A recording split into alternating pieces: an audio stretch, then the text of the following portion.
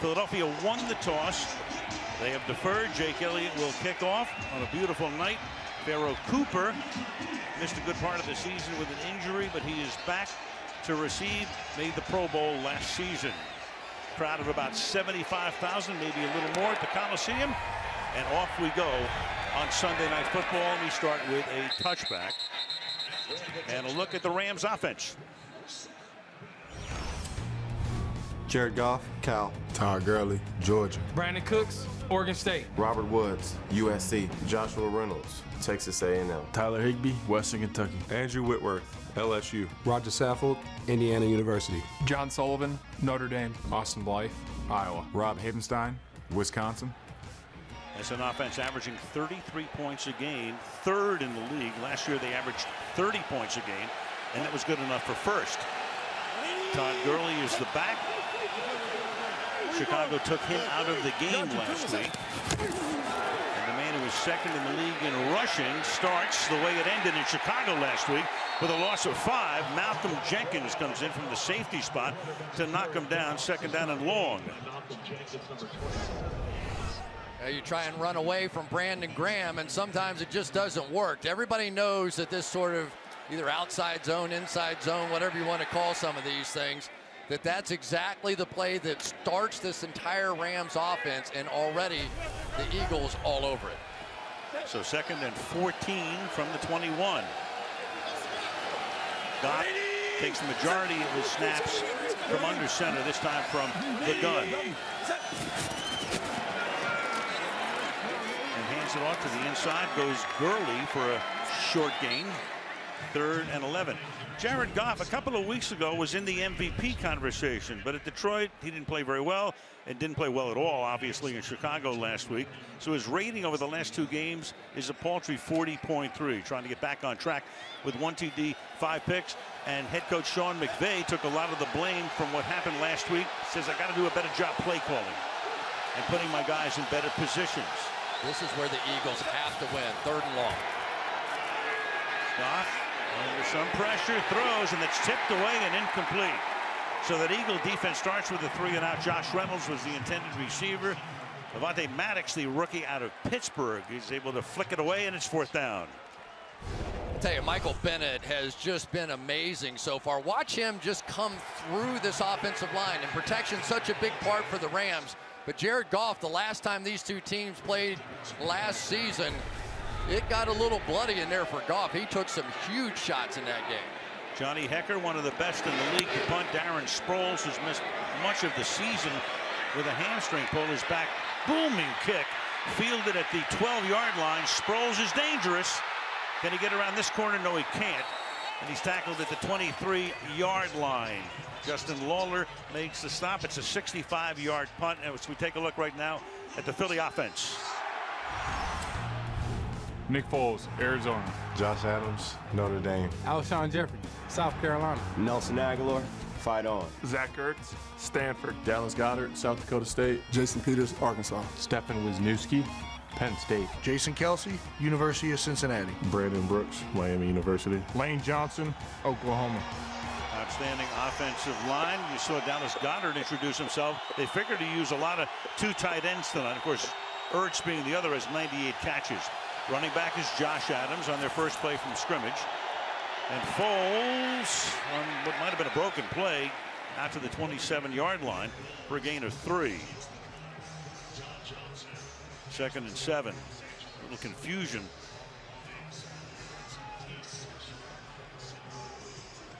Foles started the first 2 games of the season. Remember, Wentz had surgery a year ago. Needed a full 9 months and a couple of weeks to recover. So Foles played those first 2 games, a win against Atlanta, a loss to Tampa Bay. He played okay. Wendell Smallwood now in the backfield on 2nd and 7. And Foles under pressure, keeps his eyes downfield, throws, and gets a first down. And that's that rookie Dallas Goedert, 2nd-round pick out of South Dakota State, who's really come on. Well, they're going to take a page out of the Bears playbook for sure. Aaron Donald right here is going to get double teamed on this play inside. They are just going to simply try and take him out of the game the same way the Bears did. And now the pressure really falls on the other guys to get pressure. And here's Nick Foles. They talk about that Wentz is the more mobile of those two quarterbacks, but pretty nice throw on the run. Josh Adams in the backfield from the 37-yard line. Take it to him, and then a one-handed catch is made and a good tackle also. Ertz makes his 99th catch. Joyner with the tackle, and we'll meet the Rams defense here. Aaron Donald, Pittsburgh. Ndamukong Suh, Nebraska. Dante Fowler Jr., Florida. Corey Littleton, Washington. Mark Barron, Alabama. Namaka Ebukam, Eastern Washington. Akeem Talib, Kansas. John Johnson, Boston College.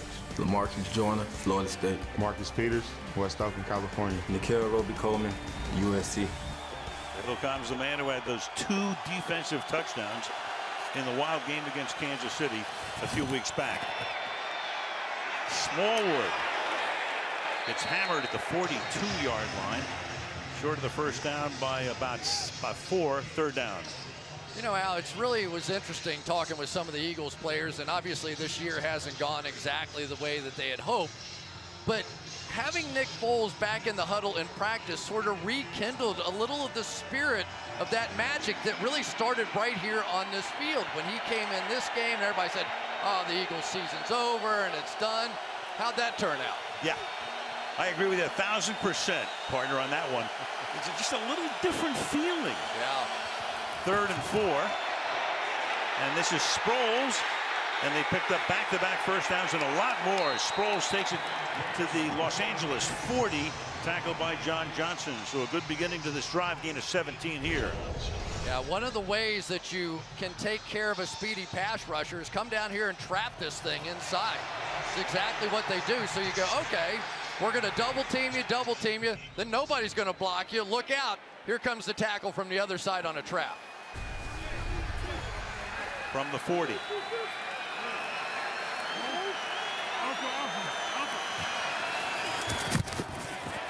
Foles under some pressure, and it's a dangerous pass off Adams' hand and incomplete. 2nd down and 10. Michael Brockers was there for the near pick, 2nd down. You know, I don't know what it is in football, but as a receiver, you're not used to seeing the ball floating like that. And sometimes it can just be unnerving almost as it's coming down, because you know as it's floating down, the crowd is coming towards you. Sometimes those are the toughest ones to catch. A little changeup. Yeah. First quarter, Philadelphia this year only 28 points thus far in the 13 games. So they've gotten off a slow start. Tonight, not a bad start for them, but now they're going to have 3rd and long. Josh Adams stopped at just about the line of scrimmage. Well, now we get to that moment, right?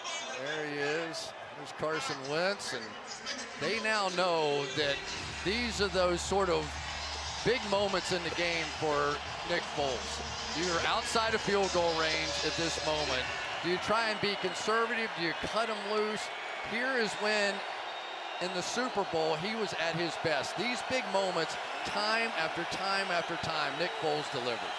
Sproles in as his 3rd down back. They've rotated the 3 backs already. Adams, Sproles, and Smallwood.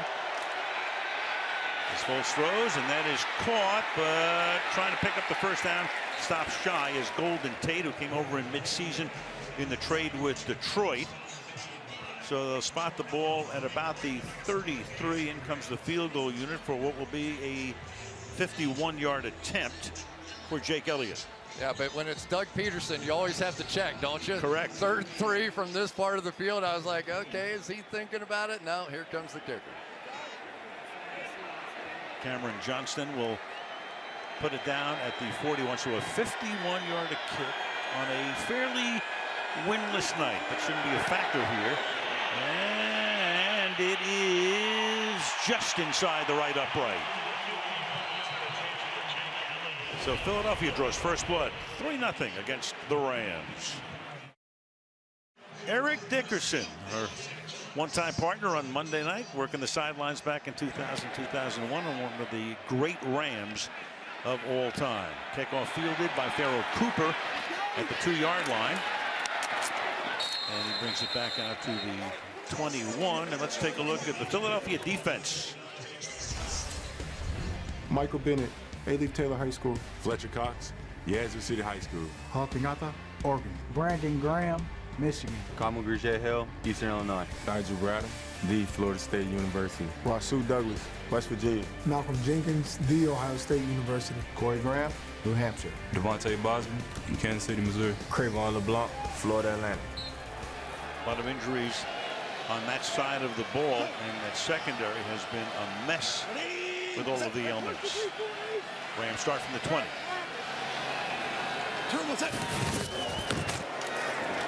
Jet sweep there. And Todd Gurley takes it straight ahead for a gain of 6 yards. Gurley coming in second to Zeke Elliott in rushing, and he's about 170 yards behind after Elliott's performance today. Well, turnabout's fair play here. This time they're going to trap the great pass rusher on the other side, Fletcher Cox. Let him go upfield and trap in. They really struggled trying to block him in the game a season ago, so they've got a few tricks up their sleeve for Fletcher Cox. Highest paid guy on the team, and Aaron Donald is the highest paid guy on the Rams. Not very often when you see a game where the two highest paid guys are on defense. Second and 4. Gurley threads his way for a gain of 3. Third down and 1 for the Rams. Well, here's what we see so much out of Sean McVay is that they really try to keep the communication alive as long as possible.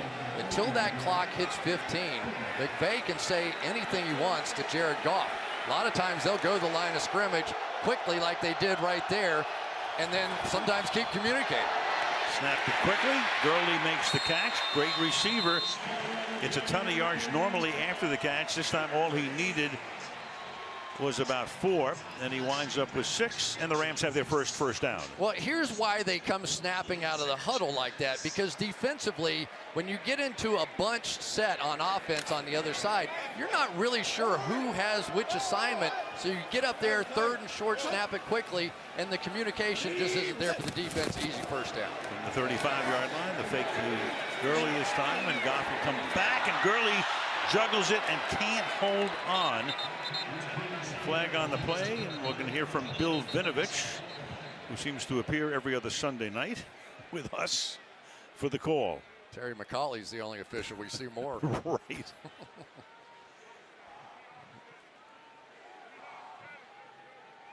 Always like it when you go halfway through the period without a 2 fouls on the play, both on the offense.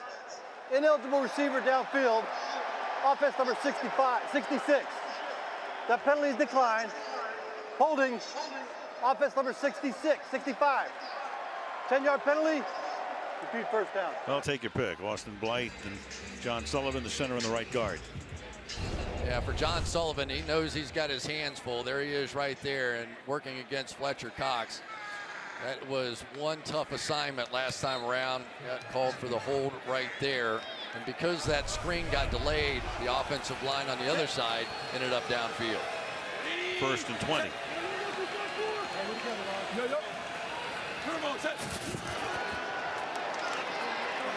Pocket is clean, throws over the middle. Gurley to the 34-yard line. He was almost a forgotten man last week. When he did get the ball, he didn't do very much.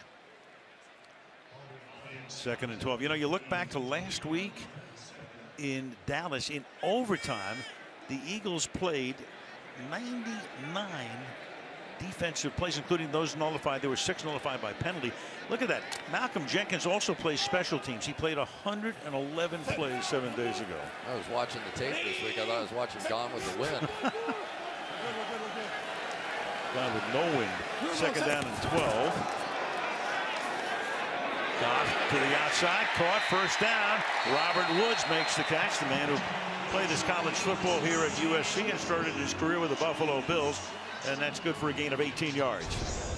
You know, sometimes the Rams are in these tight formations, all within the numbers, and against the Bears last week, I just didn't think they worked the outside part of the field nearly enough, so they kind of shrunk the offense and gave the Bears defensively a chance to play much tighter with that 2-deep safety look, and it really gave them fits. Here they come out right away, start working the outside. And they control the tempo, get to the line, take their time once they get there. This is Gurley threading his way to the 45-yard line where Malcolm Jenkins makes the stop. Gain of 4. Yeah, and that's the problem. Malcolm Jenkins sits there on the backside of those plays, and because he's one of the faster DBs that there is, it's really hard to find a way to get him blocked. There is nobody really to get him blocked. So you'll see him just trail the play. That's the second one he's been able to catch so far. Snap it quickly. Goff outside, keeps his eyes downfield, and Goff will pick up the first down. Steps out at the marker. Gurley led the way with a block, and the Rams have picked up their third straight first down. Yeah, you got the feeling that this entire organization was a little embarrassed after that Bears game, didn't you? I mean, you heard it from almost everyone, especially Sean McVay. He was talking about, I got out coached, and I can't believe I did that to my guys, but our line has to play better, we have to make better decisions. And he was sort of talking a mile a minute like he can, but that was a shocker to the system for this high-flying offense. And he tried to take all of the heat as well. Took the heat off his players, but nobody played very well last week. Gurley. Well, you know what, Chris? We were out there the other day at Rams practice, and there was a part of me that felt, it's almost like the great Alfred E. Newman once said, what, me worry? Right. And why would you? They're pretty darn good. They've been scoring 30 points a game forever. But now they're starting to look like themselves. They're getting back into their pace, and they're getting out of the huddle, and they're getting their running game going. He's being patient with some of those calls now. And it really was they just never got into their offense a week ago. 2nd and 7. Rolling out, throwing. It's another first down, and this time it's Tyler Higbee, the tight end. Who moves the chains? Higbee for a gain of 12 yards to the Philly 23. So now you're going to go all this outside zone and you bootleg back off of it, right? That's the entirety of this offense starting to come together. We didn't see the jet sweeps last week. We didn't see the screen game off of it last week because they couldn't get the running game going. Running game now. Justin Davis is the back. They fake it to him as Gurley gets a rest and hits Josh Reynolds. And he thrusts forward to the 18-yard line. Gain of 6, 2nd and 4. Josh Reynolds has a really interesting role on this Rams offense. He's almost a tight end on this team. He's always in there in the bunch formation. He has a lot of the blocking responsibilities that typically tight ends have, but because he's so physical, he's been able to go in there and get the job done. That was one of the great things that Cooper Kupp had the ability to do. Now Josh Reynolds has that job after the injury. 2nd and 4, Jim Schwartz, the defensive coordinator of the Super Bowl champions. Justin Davis stays in as the running back. Flanking Goff. To the outside, caught very close to a first down. Robert Woods thinks he has it. We'll see. They gave him the first down. Trevon LeBlanc with the coverage. Really is amazing to look at this secondary, the Philadelphia Eagles. We probably knew the Eagles as well as anybody. We did them all the way through the Super Bowl last year, and you're like, who are these guys out there starting for this football team? But that's what they've had to live with, and at least they're getting some practice time now that they didn't get early on when the injuries first hit. Well, the corner situation is a total mess. They're lucky that Jenkins has been healthy all year.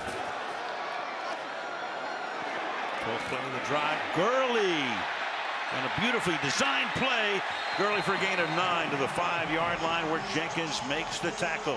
2nd down and 1. See, now we're getting the full complement. Now you fake the run game, you fake the reverse, you come out, you throw the screen to that monster Todd Gurley out there, who people think he's like this 200-pound scat back. He's not. He's 225 pounds. He runs a 4.4. He's not this quick, elusive kind of guy. He is a big, fast power back. First-round draft choice out of Georgia, 2015. Goff 7 for 7 on this drive, and through the middle goes Gurley for the touchdown.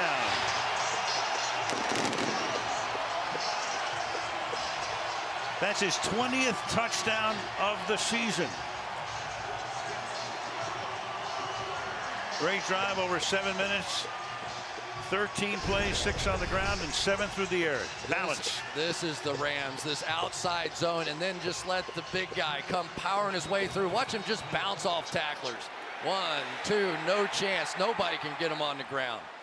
225 with that kind of speed and a little bit of an angry attitude after what happened to him in Chicago. He's going to be tough to handle. Yeah, meanwhile, Cox is bent over. That would be a major blow as they work on Fletcher Cox. You have to wonder how much that overtime game a week ago took out of this team. We have seen some of the numbers on it. It's almost ridiculous whenever you play as many plays as the Eagles played on defense last week and then go on the road the next week. I think there's like 6-30 or something like that. It's really tough to win. Yeah, you go coast to coast, and then you have to be on the field for a 13-play drive, and that does not look good for the Eagles right now. Greg Zuerlein for the extra point. Johnny Hekker to put it down. And the Rams trying to leave Chicago in the rear view mirror. Take a 7-3 lead with 1:16 to go in the first quarter.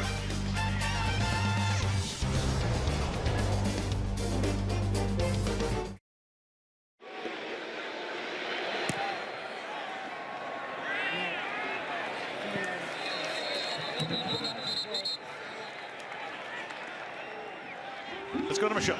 Well, hey, I spoke to Carson Wentz earlier tonight, and he confirmed that his stress fracture is related to previous lower back problems, though he wouldn't address a report that he had seen a back specialist here in Los Angeles. I asked him about the 3-month timetable placed on his recovery by Doug Peterson, and Wentz would not commit to that other than to say he would not need surgery. And most interestingly, when I asked him what the plan was going forward, he said, I don't know.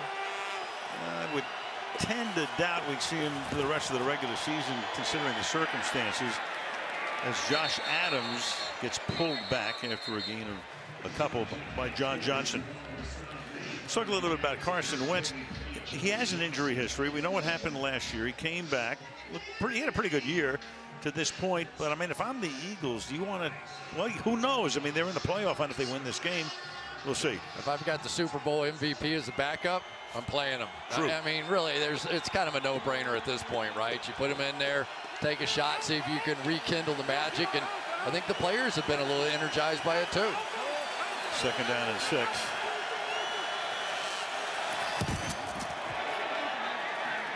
And coming around the right side here is Josh Adams.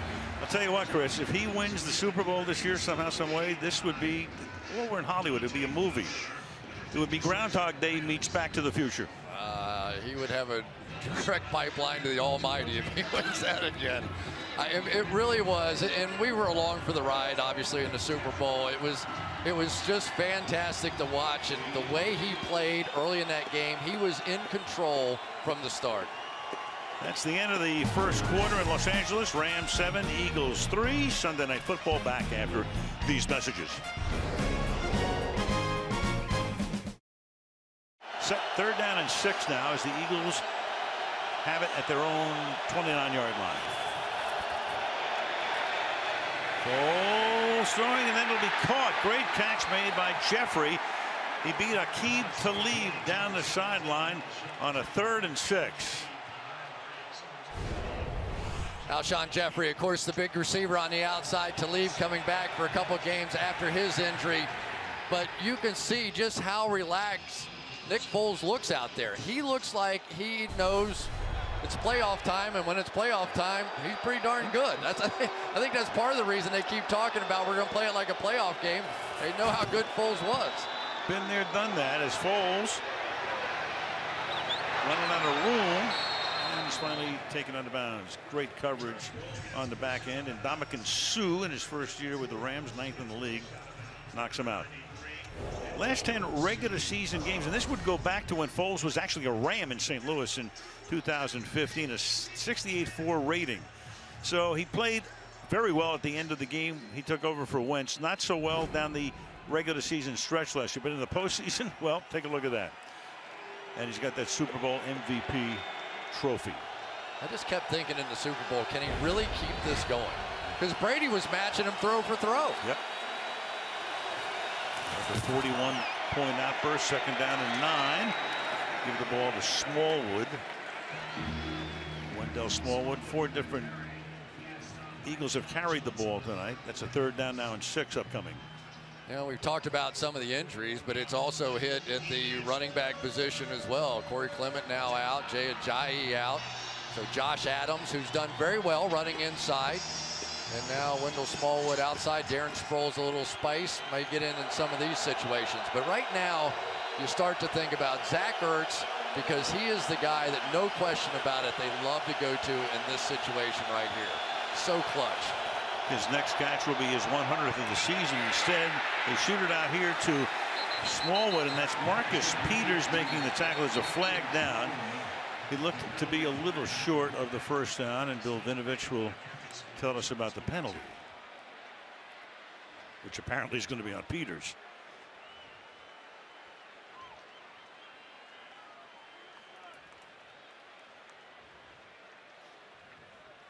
Personal foul. Defense number 22. Grasping a helmet opening. 15-yard penalty. Automatic first down. In dispute. Let's take a look. Yeah, it's interesting. This wasn't the face mask. It was the back of the helmet here. You'll see him sort of grab that, I guess. He had to get his head in that position. Right there. Yeah. So it can be the front of the helmet or the back. Right, Terry? Yep. Absolutely. It's a new form of the horse collar. Yeah. Trying to get the horse to stop. Right. You know about that, right? Your horse. Anyway, at the 21-yard line, first down for the Eagles. Bunch formation to the right side. And the inside handoff here. Sproles to the 11-yard line. Boy, what a career this guy has had. Chargers, Saints, and on to Philadelphia. Heard a lot of this season, but boy, what a spark he provides. I don't know why, but I think I have more fun watching Darren Sproles play than just about anybody in the National Football League. He takes about 7 steps for every 5 yards, and I'm not sure there's a place in the Hall of Fame for him or not, but he has been so magical in so many big moments for so many different teams, and you get the feeling his role here is going to get bigger and bigger and bigger as this season goes along. Adams comes back into the game, flanking Foles. Low snap. Foles handles it well and then throws too deep for Ertz, who's gotten free in the end zone over Talib, who was covering him. 3rd and inches. So Foles looked at the board and grits his teeth. He knew he had him. Yeah, that was a missed opportunity there. And talk about the kind of respect somebody like Zach Ertz gets. You get Aqib Talib, one of their cornerbacks, and really they play these tight ends for the Philadelphia Eagles, and we've been seeing a lot of the 2 tight end look just like their wide receivers, so they treat them no differently when they're flanked out. 2 tight end formation here, 3rd and inches. And that was, it was a Jason Peters. It was. Offense number 71. 5-yard penalty. Still 3rd down. That turns it into 3rd and 5 and inches. Well, it's really been that kind of year, hasn't it? It's just been all the things they did right. I mean, you look at so many different things. The red zone last year, the NFL best 70% touchdown percentage, now 56. 3rd and 4 or less, 69% of the time converted, now just 55. Touchdowns on 3rd and 4th down. I mean, you go on and on and on. The numbers were unsustainable, and they haven't sustained them this year. Eagles were 1 for 9 on 3rd down at Dallas last week. Tonight they've already converted twice. Can they do it a 3rd time? It's 3rd and 5. Foles in the pocket, throws, and that is incomplete. Ertz almost came down with it. John Johnson having a great year, a Pro Bowl type of season with the coverage, 4th and 5. This is fantastic. Watch Johnson get his hands right between the hands of Zach Ertz. This is perfectly played, and now you hit it dead on the money. What a year John Johnson has had. Leads his team with 4 interceptions and just kept fighting for the football and flipped it away with his fingertips. Terrific. 2 really good safeties with Johnson and LaMarcus Joyner, who's playing under the franchise tag. So Elliott comes in for a short field goal, this one from 34 yards away, to try to make it a 1-point game.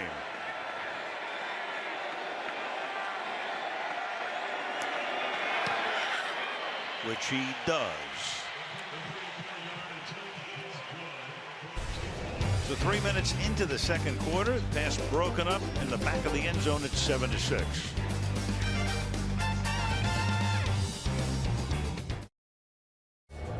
It's considered the league's most prestigious honor, the Walter Payton NFL Man of the Year Award, recognizing players who've left a positive legacy in their communities. Eagles nominee Chris Long. For the Rams, Andrew Whitworth.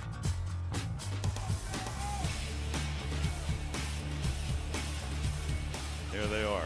Two of the finest guys you'll ever meet right there. Chris Long basically played for free last year, gave away his entire paycheck in a Super Bowl year, really embracing some of these social issues. And Andrew Whitworth, known him forever back in his days in Cincinnati, and thought the whole town was going to cry when he left. He was involved in every charity there was. Howie Long was his father. Came over from the Fox studio to be in attendance tonight. Touchback here. For more, let's go to Michelle. Yeah, Al, both Long and Whitworth have made giving back as much a part of their lives as football.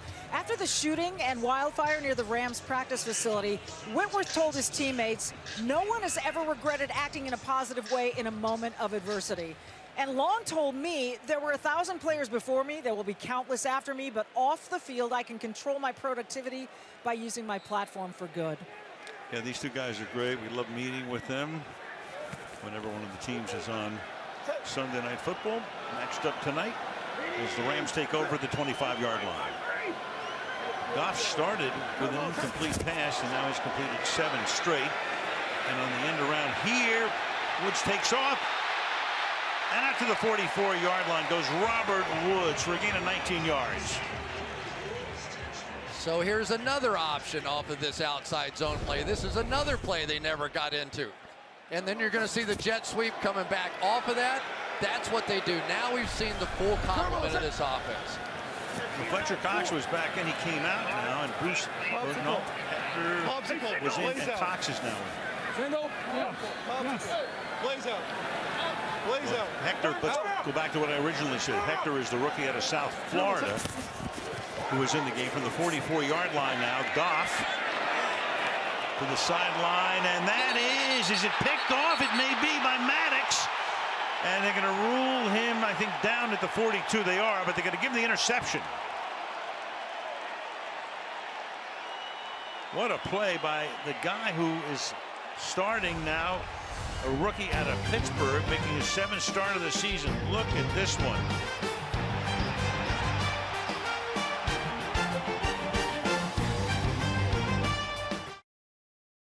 Some play by Avonte Maddox, who really has been playing a lot of safety earlier in the year, but was a cornerback in college, and coming in and just making a spectacular play. We've looked at it pretty closely. Never moved, totally under control, and contact by Reynolds. But that is the kind of game-changing play that really we've seen a little too much of now out of Jared Goff. 4 interceptions in that game last week, and that was a big one here.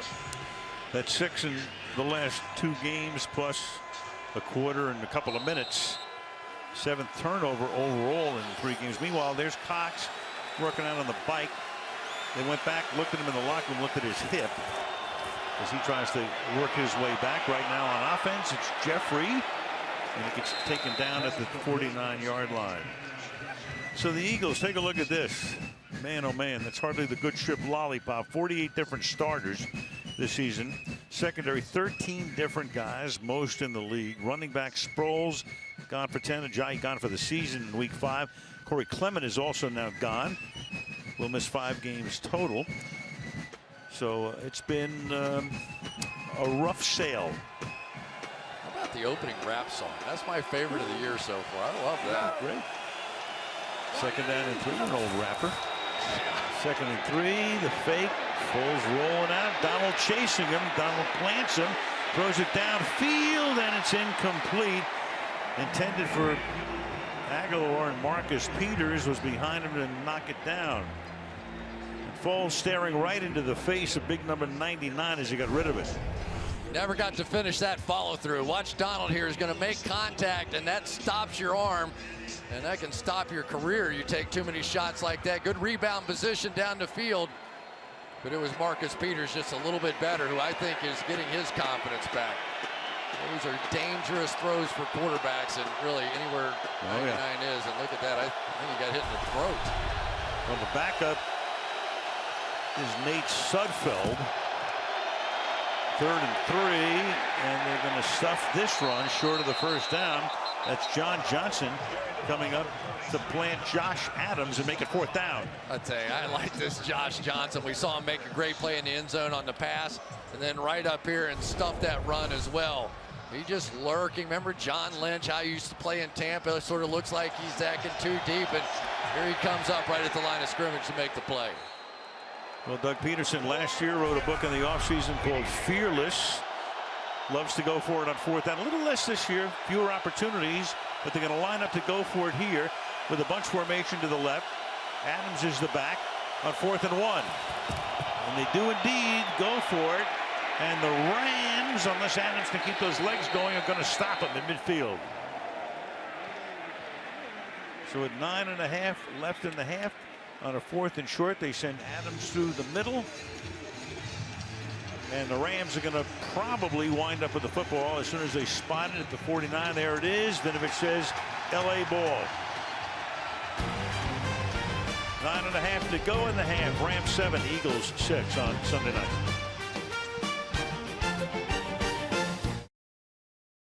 Rams, after stopping the Eagles on downs, take over at the 49-yard line. Gurley with a big hole and a 1st down and a lot more. Todd Gurley to the 29-yard line.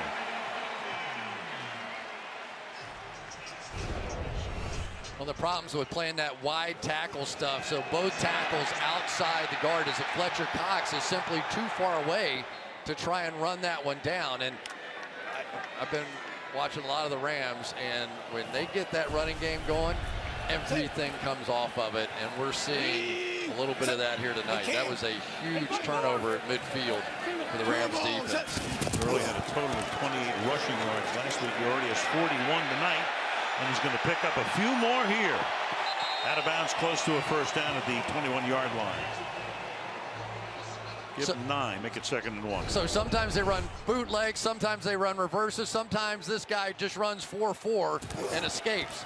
You can see everybody playing it perfectly. That's what you want to do. You just want to crash it all down, and then here he comes out the backside of it. His speed is really a difference maker. He's not a Barry Sanders kind of guy, but he can stop and start and take off with great velocity. 2nd and 1.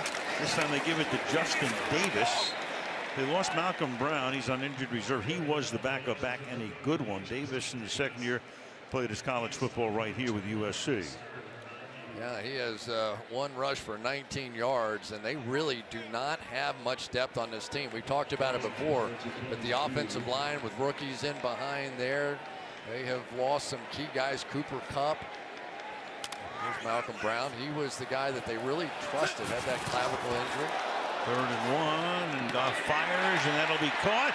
Brandon Cooks with the catch to the 10-yard line, and they're going to move it back to about the 13. So Brandon Cooks, who came over in that trade with New England in the offseason, makes his 1st catch of the game.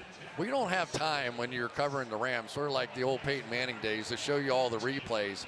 But when they come snapping up out of the huddle like that, you can tell that it takes the defense. They're just arriving as the ball's being snapped, and it has to be a harder thing to try and play defense in that situation. And you don't know whether it'll snap it immediately or let the play clock run all the way down. He shoots one out here to Cooks. So back-to-back plays to Brandon Cooks. Started his career with New Orleans. Went to New England. A flag just came down at the end of the play. And we'll get the call in a moment from Bill Vinovich. Pass interference. Offense number 17. 10-yard penalty. Repeat 1st down. It's on Robert Woods. On the outside, you can block within 1 yard of the line of scrimmage, but you cannot do it down the field. So let's take a look right here at Robert Woods. Does he go beyond that 1 yard? Yeah, sort of, kind of. Maybe. Good enough for the official. Game of inches. 1st and 20. Michael Bennett. And the rest. Cox has been back in. 1st and 20. From the 24-yard line. Plus at the Gurley. And he'll get taken down. Jenkins makes the tackle. He was chased out by Chris Long. Loss of 1, 2nd and 21. Yeah, and that's one more option out of that entirety thing. They're going to make that look like that jet sweep reversed, and then you do the flip 90 out of it. So there's a sequence of plays that all starts with those outside zone and inside zone run plays. And Gurley having a good running game tonight sort of set some of those up. And they have been really much more diligent staying with the run tonight than what they were against the Bears. Gurley's picked up 49 on 10 carries to this point. 2nd and 21, shoots it out underneath to Gurley. He'll take it to the 16-yard line, so using him in the passing game as well tonight, as Todd has caught 4 for 33 yards. Watch the hands here of Fletcher Cox and this sort of double swim move that he does. Remember, he just came back out of the locker room. Watch this, both hands swim and sort of just knock the hands of Austin Blythe off of him. They are getting close to Jared Goff back there, and they need some pressure right here. This is the strength of the team, is the Eagles defensive line, and they need pressure now. No sacks to this point. 3rd down and 11. 4-man rush. Here comes the pressure. And down he goes to the 26-yard line. Fletcher Cox. Looks scary for Eagle fans when he went back to the locker room. He's back in, gets the sack here. 4th and 21. Well, Michael Bennett leads this team with 8 sacks, and he has been fantastic in the last 3 or 4 games. Here he comes inside and just nowhere to go. The follow-up there from Fletcher Cox, who's back and feeling it right now. And this has been the formula. When teams give this Rams offense trouble, they can get there with a 4-man rush and leave 7 back in the secondary, and that's what's working again. Zuerlein with a 41-yard attempt, and that one is good. Would have been good from 60 yards. Rams 10, Eagles 6.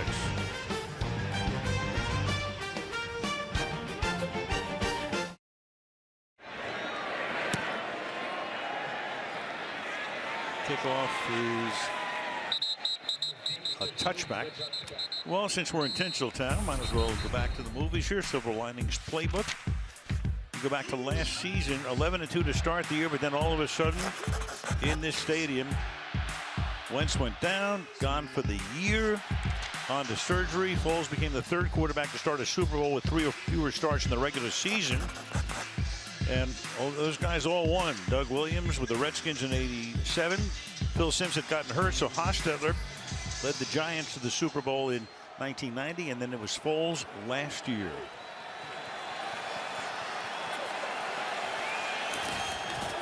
Now from the 25, start on the ground here. And wiggling his way for a gain of 8 yards is Josh Adams out to the 33-yard line. You know, I don't think we ever did Super Bowl interviews quite like Nick Foles when he came in. And, of course, remember the press conference where he started talking about his wife and daughter showing up and tearing up a bit. And he's really quite the family guy, and everything is in perspective. Think how hard this year would have been coming off that Super Bowl MVP. For sure. 2nd and 2. And Adams can't get out of the backfield. You know, it's people forget as you take a look at him after the game and what a scene that was. And here's a guy who almost quit. He was with the Rams in St. Louis in 2015. They moved out here. There's his daughter. There's Lily. Lily on the left. You want Philly? Yeah. That is great. But he was ready to retire. Got talked back into it. Rams released him. He went to Kansas City as a backup under Andy Reid. There's Wentz, of course, on the left. Then to Philadelphia and Peterson. He'd been there before under Chip Kelly, and the rest is history. 3rd and 2, and that is caught up at the 35-yard line. Looks to be enough if they put it on the stripe, and they do. 1st down. Caught by Dallas Goedert. You know, I really get the feeling this Dallas Goedert could end up being a star on this team. Did he get the ball across the line? Clearly he was across the line and probably tucked it in there close enough. I don't think you're going to be able to challenge that one. But Goedert, what a show he put on against Dallas in that game a week ago. One of his long touchdowns called back on a pass interference. But their best offense right now is with both tight ends on the field. from the 35-yard line. You know, Chris, what's interesting is that so many high-scoring games, pinball machine, football.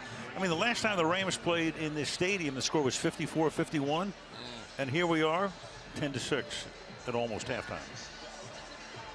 Now, the one guy they are concerned about, no question about it, is Aaron Donald. Watch, here we go again. Pull the guard around, and this time going to wham him with the tight end, Dallas Goedert, coming down.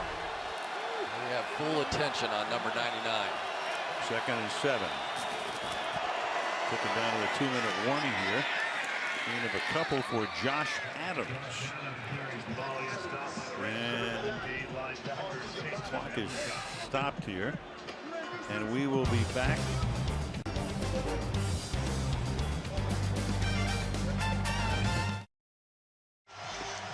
The Rams took a timeout. That's why the clock stopped. Put 2 more seconds back. You know, Chris, that's a pretty aggressive move by Sean McVay. In this situation, he feels he's going to get the ball back and wants to have as much time as possible. Maybe he wants them to go for it on 4th down again. I don't think they will, but who knows? 3rd and 5. Sproles is in the backfield.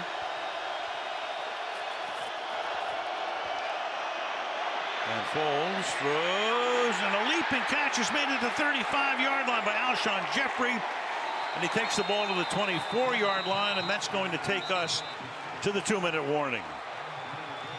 Gain of 35 yards. Eagles in good shape as we head to the end of the first half, 10-6.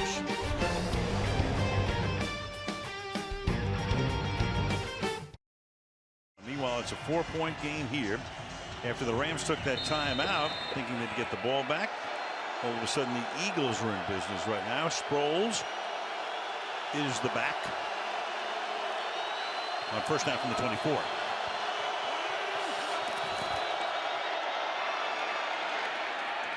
Throwing it back. Look out. All kinds of danger there, and they get away with it. It's incomplete. Meanwhile, let's go back to that play before the 2-minute warning, that spectacular pass and catch. Do you know how hard this is to hit one of these blind sort of stop routes in here? I mean, remember, Nick Foles is practicing with the practice squad. He's practicing against the defense until this past week. If they come back and win this game, you'll remember that play. Now watch Kelsey on this one.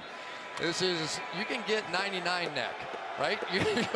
Wherever 99 is, he looked that way before he even snapped the ball. He's no Waldo. Josh Adams, the back here. Take it to him, throw, and that's caught at the 6-yard line by Alshon Jeffrey. Stayed in bounds, clock keeps rolling, but it's a first down and goal. Alshon Jeffrey, who really has taken a little bit of a back seat now when they signed Golden Tate, is coming on and making all the big plays in this game. And quarterbacks are like that. They have their favorites like everybody else. For Carson Wentz, no doubt, it was Zach Ertz. But for Nick Foles now, it looks like the guy he's most comfortable with, this guy who caught that long touchdown in the Super Bowl, Alshon Jeffrey. 4 catches, already 87 yards, first and goal. Adams through the middle into the end zone for a Philadelphia touchdown. The Eagles go 75 yards in 9 plays. The Rams were sure they'd get the ball back when they took the timeout, 3rd and 6. You had the long pass. Now you've got Adams going into the end zone, and the Eagles have a 2-point lead going on 3. We talked about the tight ends and the job they're doing. Watch these inside blocks as well. But Zach Ertz on the outside with Dallas Goedert. 2 big blocks, and that's been the stunning development, really, is the blocking ability of Dallas Goedert on this Eagles offense. They did not expect that, and he has really delivered in a big way. Jake Elliott for the point after. And with 67 seconds to go in the half, the Eagles have the lead, 13-10 in Los Angeles.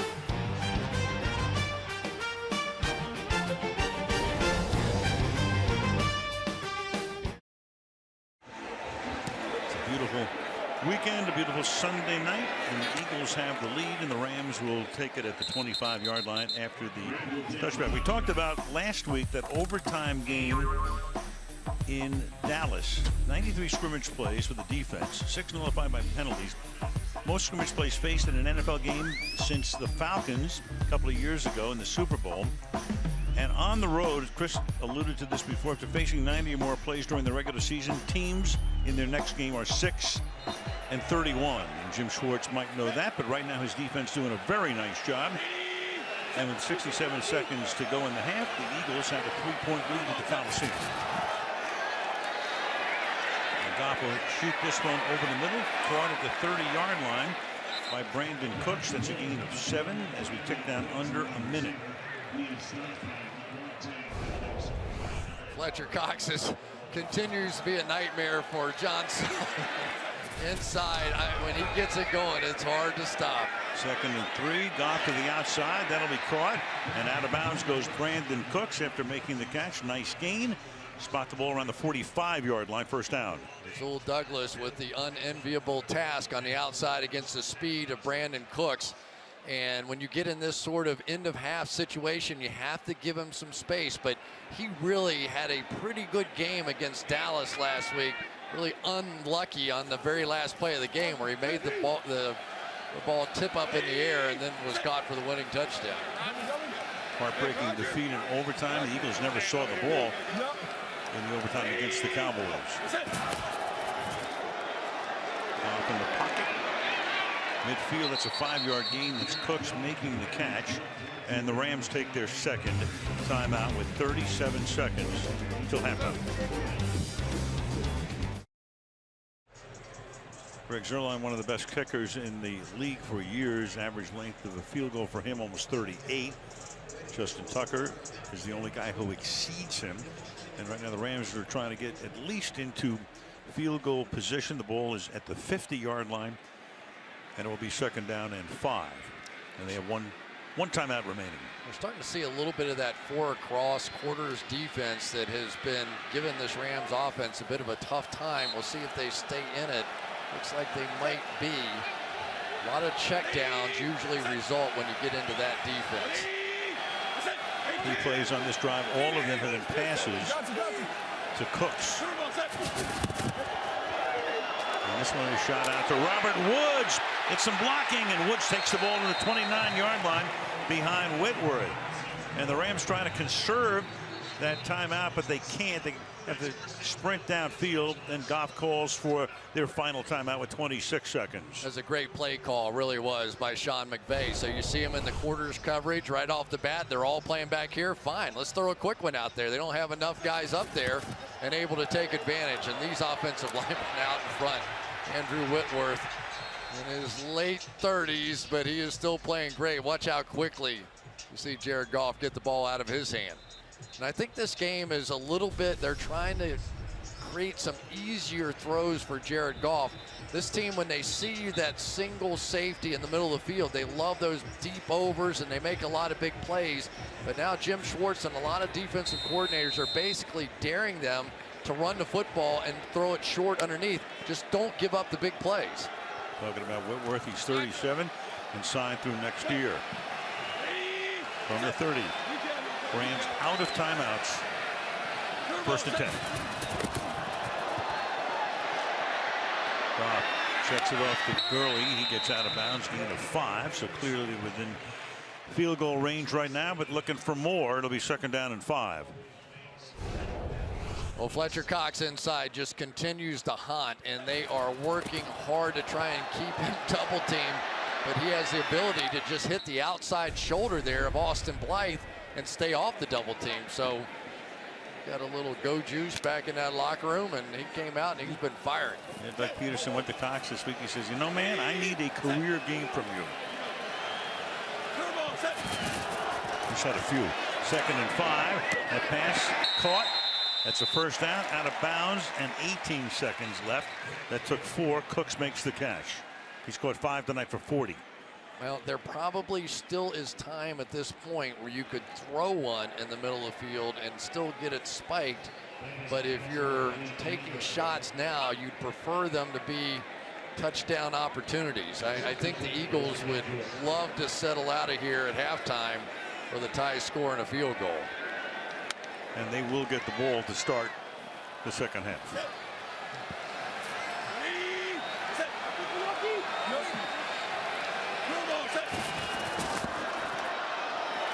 To the end zone, to the corner of the end zone, not even close that time. Reynolds covered very well in the back of the end zone, so that took 4 more seconds, and we're down to 14. Yeah, now you're in a different situation. Now it's possible to get a catch and a spike, but much, much tougher. So I think you'll see now Jim Schwartz go to much more of a perimeter. Let's make sure we keep them out of the end zone, tackle them in the field of play. Don't let them get to the boundaries. You can see. Back up, play the sidelines. Let's tackle them in the field of play and see if we can get out of here with nothing. Go 4 wide here, including Kadaro Hodge, the rookie from Prairie View A&M. Slot left. Goff to the right corner of the end zone, and that is incomplete. Intended again for Reynolds. He's covered that time by Avonte Maddox, who had the earlier interception. Now it's 3rd down. Yeah, Avonte Maddox coming off of being inactive for 3 games with that ankle injury, and he has been asked to take on some heavy lifting out here on the outside. Really good decision by Goff. There was nothing there, just throw it away. But now, no sacks. You can't make a big mistake here on this play. And you have to use the boundary or the end zone. Can't put it in the middle of the field. And you've got Gerald Everett out there, a big target. He may get an opportunity for some kind of jump ball. With 9 seconds. Goff, again, right corner of the end zone, and throws that one into outer space. Again, going for Reynolds, covered by Maddox, 4 seconds, and that brings in Zuerlein to try to send us to halftime tied. Yeah, I know you're going to say that was a bad couple of plays by Goff, but it really wasn't. They didn't have it. If the opportunity presented it, take a shot. If not, just throw it out. Let's take our 3 points and get out of here. Zuerlein made one from 41. Becker making sure they've got the right number of guys on the field. And a 36-yard attempt.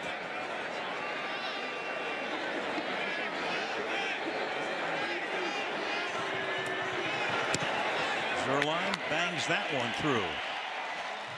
Well, Rams heavy favorites, but you'd never know it by the score. 13-13 at the half. Al Michaels, Chris Collinsworth, Michelle Tafoya, Sunday Night Football. The Eagles trying to keep their playoff hopes alive. No matter what happens tonight, even with a loss, they would not be mathematically eliminated, but a win would put them in fairly decent shape heading down the stretch. They've got Houston at home next week, and then close out at Washington.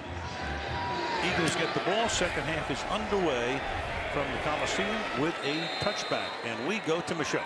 Talked to Doug Peterson, and he thinks Nick Foles is playing well, saying the quarterback is settling in and seeing the field well. He credited Alshon Jeffrey with some big 3rd downs, but he said in the second half they want to continue to run the ball and take some shots downfield.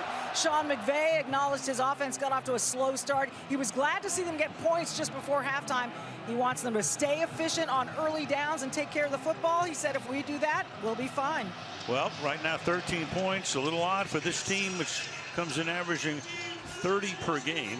Held last week to a couple of field goals in Chicago in a 15-6 defeat. Foles surveying. He starts with Sproles in the backfield. Gives it to him. Gets in behind Kelsey and gets tripped up. A flag. Bill Vinovich is the referee. Make the initial call here.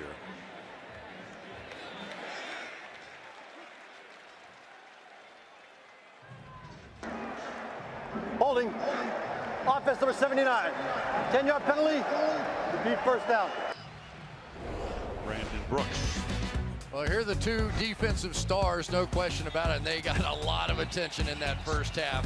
Double team after double team, and when they did finally cut him loose, he did some damage. That was a heck of a shot there on Foles. And of course, Fletcher Cox, the same sort of treatment, the double teams all over. But look at the strength of this guy. Just literally lifts John Sullivan off the ground and nearly gets there. You just have to be careful. Sometimes they can lull you to sleep. 1st and 20 on the ground. Gain of 1, maybe 2 for Josh Adams. And Ndamukong Suh in the middle of the pack there on the defensive line. Makes a stop.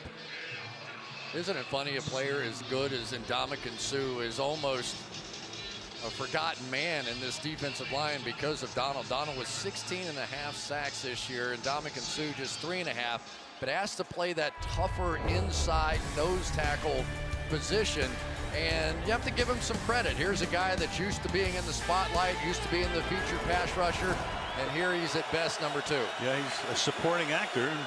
One of the reasons that Donald does have those 16.5 league-leading sacks. Sproles makes the catch, and he was taken out of bounds at about the 23-yard line, making it 3rd and long. You know, I think that Michelle hit on a great point when talking about Alshon Jeffrey. You know, he has 87 of the 112 passing yards so far, 4 for 4 every time he's targeted. And I think Jeffrey was probably pretty frustrated with how many balls that Zach Ertz got. And anytime you put on the tape and it was Carson Wentz, they were constantly trying to work the ball to Ertz, and I kind of got in that pattern too. But now for Nick Foles, it's been much more Alshon Jeffrey. Ertz tonight, 1 catch, 2 yards. Over the middle, and that is caught by Golden Tate. His first grab here, but he's going to be short of the first down by a yard at the 34. So they go from 1st and 20 to 4th and 1 and bring in the punt group. Yeah, no decision there, really. Corey Littleton, that was a nice tackle, good hit, good reaction, just in the nick of time. That's the reason they play that sticks defense, you know, just hang out back there. Even 1 yard short in this part of the field, good enough. Cameron Johnston grew up in Australia, went to Ohio State. He's 2nd in the league in gross punting coming into the game.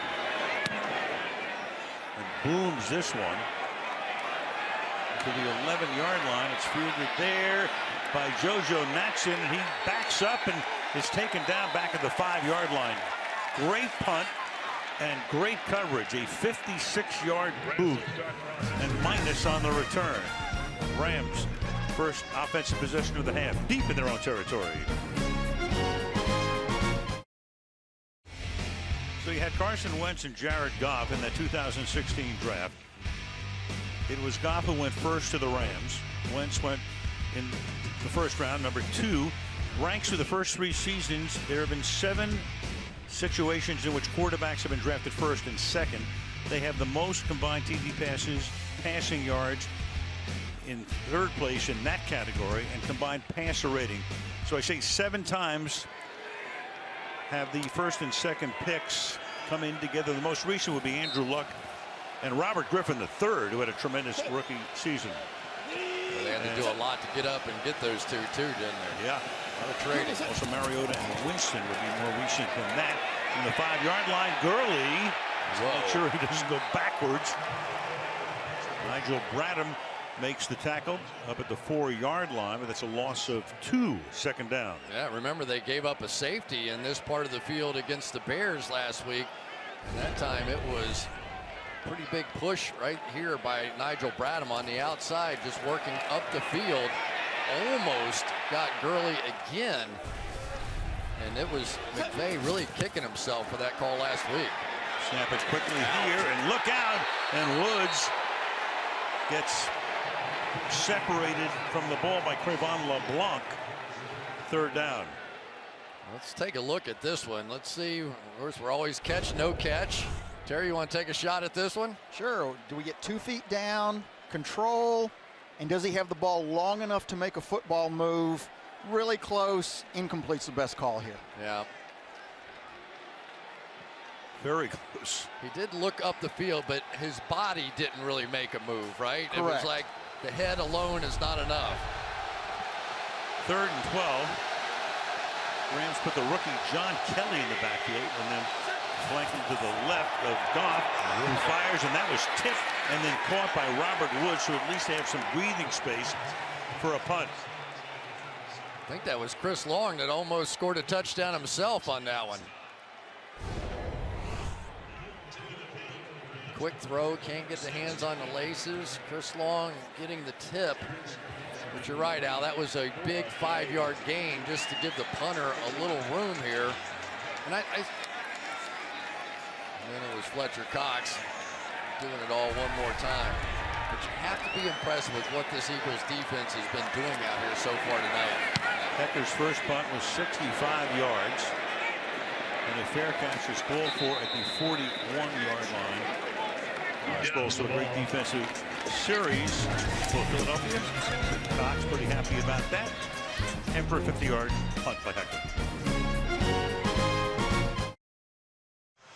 The Rams and general manager Les Snead went all in during the offseason. Got Talib, got Peters, two guys who are no strangers to the Pro Bowl, to shore up the corners. Of course, went out and got Sue, a few other parts, and have started 11-2, but right now in a dogfight with the Philadelphia Eagles, 13-13, early in the third. Eagles at the 41-yard line. Wendell Smallwood is the back.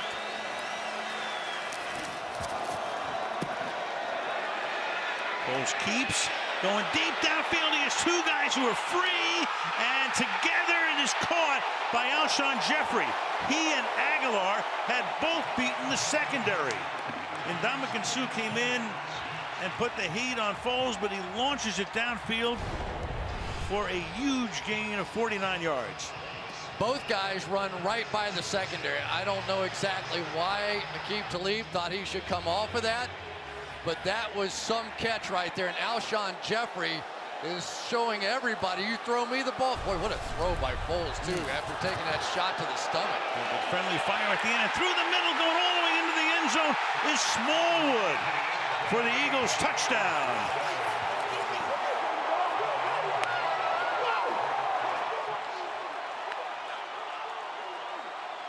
That didn't take long. Two plays, 59 yards, and Philly up with the extra point upcoming. Al, we talked about it in the opening on camera. These guys had to dominate. Watch this double team block down inside between Brandon Brooks and Lane Johnson. What an alley to run through. And the Philadelphia Eagles, the world champs. What did John Madden say? You're the champ until somebody knocks you out of it. They're not going quietly.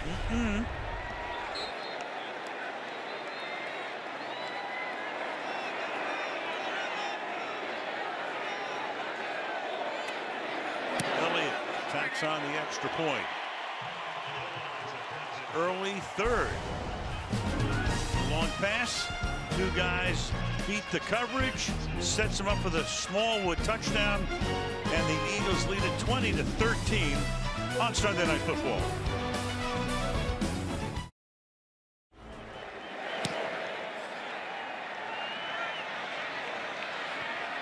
From the goal line, Pharoh Cooper. Good special teams coverage, out of bounds. He is taken at the 13, and back we go to the Smallwood TD. Nick Foles' magic is showing up, and take a look at the shot he takes right there from Ndamukong Suh. How he ever got enough on that ball, I have no idea. And Alshon Jeffrey is just feeling it right now. Aqib Talib levels off here, and I'm not sure why. There really wasn't a threat underneath, and the safety, LaMarcus Joyner, did as well. He sprinted back to get the hit on him, but this is the second time now. That was before that ball was thrown. He got punched in the stomach before that ball was released and still got it out. Meanwhile, you have an issue here for the Rams. We'll explain in a second as John Kelly gets taken down to the 12-yard line. So Todd Gurley was on the bench, and for more on that, to Michelle we go. Well, we have just been informed that he is questionable with a knee injury. His left leg has been getting attention intermittently throughout this game. We noticed it early on, getting attention on the bench, talking with the head athletic trainer. And, you know, he's smiling and all, but just a few minutes ago, he gave John Kelly, one of his backups, a lot of encouragement, sent him into the game saying, let's go, JK. But right now, Todd Gurley has his helmet on. He's up, smiling. But again, continued attention to that left lower leg and knee area, Al. And Michelle, also Justin Davis has a shoulder issue. Meanwhile, that's Cre'Von LeBlanc. The Eagles decimated in that secondary all season long. And LeBlanc is the man getting the attention here as we take an injury timeout. Look at Gurley. Michelle reported on him a moment ago. He was on the bike trying to work his way through, but for the moment he's on the bench. You have to give Eric Dickerson a call. Yeah, it's somebody. Meanwhile, John Kelly is the running back. Kelly's a rookie 6th-round pick out of Tennessee. who was active for the first time last week in Chicago. So 2nd and 11 from the 12-yard line. Goff rolls away and then throws over the middle to the 20-yard line. Josh Reynolds takes it there. Gain of 9 yards. It'll be 3rd and 2. And now everybody is doing the same thing to the Rams. Little different forms of how they're playing the defense, but they're forcing these checkdowns. And this big play Rams offense, you can almost see a little frustration creeping in. They're not used to having to go 12-play drives in order to score a touchdown. They're used to those 3-play drives down the field. Their longest game tonight was a 21-yard run by Gurley. 3rd and 2. Eagles blitz, and Goff is forced to throw it away as fast as he can. Jim Schwartz on the sideline says, way to go. Nigel Bradham is the first guy in there, and it's 4th down.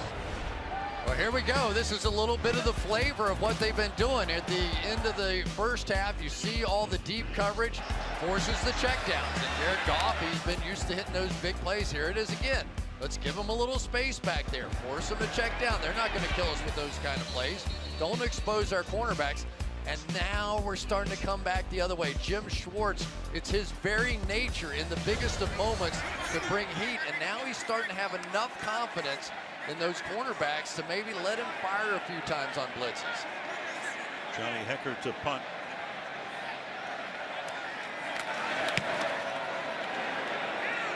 An angled kick. Fair catch called for, and it's a 54-yard boot to Darren Sproles, who makes the fair catch at the 31. So the Rams will play one more season here at the Coliseum and then there in the 2020 season. The new stadium in Inglewood across the street from the Forum. The Chargers will also play there. And the Super Bowl following the 2021 season will be played there. Stan Kroenke, the owner of the Rams, and several other teams. Man, he's got some portfolio, let me tell you. He's something of a hero, I would think, around here. You end up with 2 football teams and perhaps the greatest stadium in the world by the time they get finished with that one. That's very possible. At the 26-yard line, the Eagles with a 7-point lead. Foles fires, and that's caught. That's an immediate first down. Alshon Jeffrey. If you come into LAX, if you land and you sit on the right side of the plane, you'll get a beautiful view of it. It's 100 feet into the ground, and I think it's about 190. There's the Forum in front of it, former home of the Lakers and the Kings. Do concerts there now. And they had to go 100 feet into the ground because of the proximity of the airport. They couldn't go above, I think, 190 feet or something like that. Forum looked tiny next to it. Didn't it? 1st and 10. Jeffrey's already picked up 150 receiving yards tonight. Adams to the outside, he slips. And taken down for a short loss.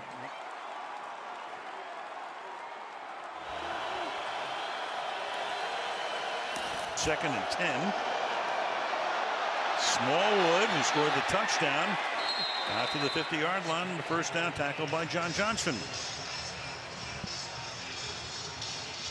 We're starting to see the Rams taking a few chances. Here they dip inside, and Smallwood just bounces it out around. And so instead of just playing their responsibility, Al, I've seen it before, when teams start to go bad a little bit, instead of just doing your job, where have we heard that before? Just do your job. You start trying to play add-on and help somebody else, and you end up getting burned in your responsibility. And you saw Wade Phillips in that split screen, the defensive coordinator of the Rams. A stop on this drive here as Brockers makes the tackle. I'm saying that only because, I mean, Philly's leading by 7. They got a ton of confidence right now, no question about it, coming in big underdogs. And you're wondering about Gurley. And the other part of this story that we can't say enough is that Nick Foles is doing it again. I'm starting to have some of those same feelings I had in the Super Bowl, where I was going, is he really going to pull this off? Is he really going to beat Tom Brady on a night that Tom Brady is almost perfect? Has the MVP trophy to prove it. 2nd and 9. Over the middle. That's caught. That's going to be another first down. Golden Tate makes the catch. And we go to Michelle. Well, Al, I asked a number of Eagles for the words they would use to describe Nick Foles, and these are their responses. The more the description was used, the larger the font that you're seeing there. Now, the most popular choices, leader and competitor. And Al, all of these descriptions show just how highly teammates think of Nick Foles. Well, you were in there last night. We were talking to him. He's talked about the Super Bowl. He said everything around me was super calm. He can be very introspective. But he's a guy who, you know, as we said earlier, almost quit football. Give it another shot. And here he is. And who knows where this road's going to lead this year. Smallwood to the outside. Takes care of Peters and picks up the first down.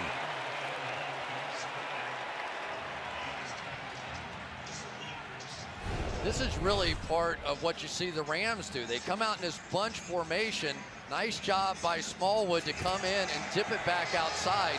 But this is not assignment football. This is not what you want if you're Wade Phillips. These are guys that would love to go get the quarterback, and yet the running game of the Eagles is having a real impact.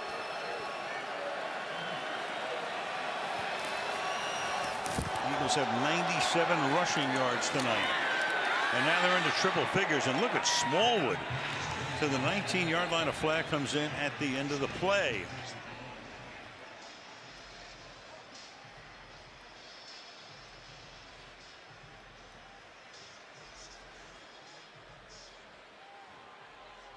It's a major conference. You got 5 guys in there. There's no foul for a late hit. Holding. Offense number 61. 10-yard penalty. Repeat first down. Stefan Wisniewski, and that will negate the 9-yard Smallwood gain. Well, now it's an opportunity for the Rams defensively. You catch a break, you're really on your heels, your star running back is sitting over on the bench, you're Wade Phillips, you need a play. And it has really been for 2 weeks now because of all the double teams on Aaron Donald. He's sitting there waiting for Dante Fowler, for Ndamukong Suh, for Ebukam to come up and make a play, and they haven't. They haven't for 2 weeks. Jeffrey comes in motion behind Aguilar. Takes the pass, gets away from the first would-be tackler, and picks up a couple. Tackled by Wilson, will be second down. And I like the play call there from Doug Peterson. Basically saying, all right, let's go ahead and knock out the field goal positioning here, and let's get it down to the 35-yard line. And now you can play some games and take some shots. But it would be an interesting time to now look for Zach Ertz because you've established the rest of the field. You've established Golden Tate and Alshon Jeffrey. Maybe now some one-on-one opportunities for Ertz. Ertz to the right side. Foles throws underneath. And Sproles makes the catch. Taken out of bounds there by John Johnson. That will make it 3rd down and 12. So meanwhile, Jeffrey targeted 7 times, 7 catches, 153. Ertz, 3 targets, 1 catch. A guy who is 3rd in the league in receptions, coming in with 98, chasing Jason Witten's record for catches in a season by a tight end at 110. Looked to be a shoo-in for it, but who knows? Tonight, limited. Last year, this team was so good playing above the rim. They have 2 guys that can do it. They got Ertz and they got Jeffrey. Give them a chance. 3rd and 12, and that pass is caught. Sets up an easier field goal opportunity as Aguilar makes the catch. Joyner makes the tackle, and the Eagles were trying to turn this into a 2-possession lead with a field goal. Yeah, and you really hit on the key. That field goal does make it a 2-possession game. And so you don't want to take the big chance if you're Doug Peterson. They're sitting on the verge of a real upset in the National Football League if they could pull that off right here. Major. 40-yard attempt. Johnston to put it down. And the Philadelphia Eagles have come coast to coast into Los Angeles, and with 3:11 remaining in the 3rd quarter, it is 23-13. You know, Chris, I'm thinking back. I mean, just go back a few weeks, a month or so. The Eagles are 4-6. they look dead in the water. They're playing the Giants. They're down by 16 in the first half. They win the game. They beat Washington. They get even. They lose last week, a heartbreaker. You know, everybody says, oh, the Eagles won't even make the playoffs. The Rams are rolling. Took over the #1 seed temporarily from New Orleans and gave that back last week with a loss. And I got the Eagles up by 10, and the Rams, you begin to wonder, was that a one-off last week or whatever? But who knows? Like Nick Foles, who's doing it again. He's waving the wand. So there's Bennett coming in, the longtime Seattle Seahawk. How about those pads? Yeah, I had bigger pads than that in Pee Wee football. I mean, he really, you look at what he does not want to give the offensive lineman a target. And we had a chance to talk to Andrew Whitworth, and he said there's nothing to hit. Look at those shoulder pads. I mean, it looks like he's a kicker or something. But from an offensive line standpoint, if you hit that arm, it just slides past instead of getting stuck on a shoulder pad. Well, Gurley is still on the bench. Goff running for his life. Throws to the sideline and throws that one away as well. Hoping not to put the pressure on. And I said, where did you come up with the idea for those kinds of shoulder pads? And there were his guys, John Abraham and Justin Smith and Osi Umenyiora, and they were the same kind of players. They just believed they weren't going to make it easy on offensive linemen. None of those guys did, and neither did this guy. And the pace he's been on for the last 5 games or so, he could be a real difference maker coming down the stretch. Gurley is back in, flanking Goff. Goes out into the pattern. They throw it right to him, and Gurley will get tripped up by Bradham and be stopped a little short of the first down at the 34-yard line. It'll be 3rd down and 1, under 3 minutes to play in the 3rd. You know, sometimes the best coaching efforts come when your team has been decimated by injuries. And right now, Jim Schwartz and the patience he is showing with this Rams offense has been pretty commendable. Now here, obviously, 3rd and 1, you got to make a play inside, but he's giving him an opportunity to make plays on 3rd down. That's a look of patience if I've ever seen one. 3rd and 1. Goff trips, picks the ball up, and then loses the ball. And Woods is going to save what might have been a touchdown because it's Graham who comes up with it. So Goff tried to flip it away, and it costs him. And the Eagles get a gigantic turnover.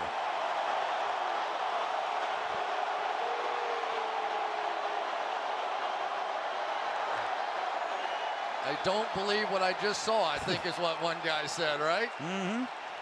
Bucks daddy. Look at this. He's going to get stepped on. All right, that happens all the time. No problem, but it's 3rd and 1, so you want to make a play. So you get up and you try and fling it, and it's picked off out of midair by Corey Graham. And this improbable journey is continuing for the Philadelphia Eagles. I mean, the things that are happening in this game, it's just remarkable. It's Kamugruje Hill who forced the issue once he got in there. Graham with the pick, and Goff has now thrown 7 interceptions in the last 2 games plus 3 quarters. And Al, we talked about the patience of Jim Schwartz and what it means. What it means is keep giving your defense a chance to make plays and giving the Rams chances to mess up, which they just did. From the 12 on 1st down. It's Tate. Breaks away. Tate close to a 1st down before he's forced out of bounds.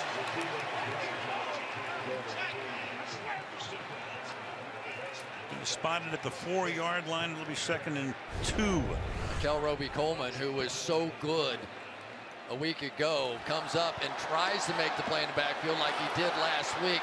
But Smallwood got just enough of them. And now some of these component parts are starting to come together. Now you're starting to see Golden Tate and Jeffrey make plays, and Sproles and Smallwood. It's not just one guy in Zach Ertz. Smallwood in the backfield. Give it to him. To the end zone again. Touchdown, Eagles.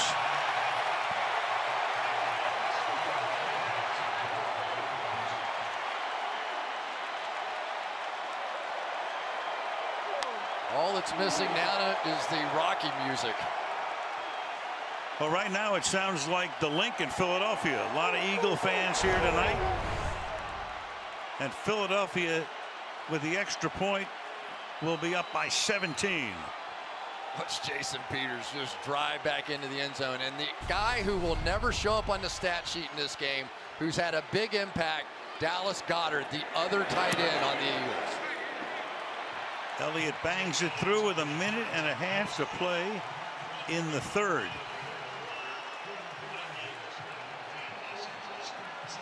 Back to the Goff fumble. Picks it up with the interception.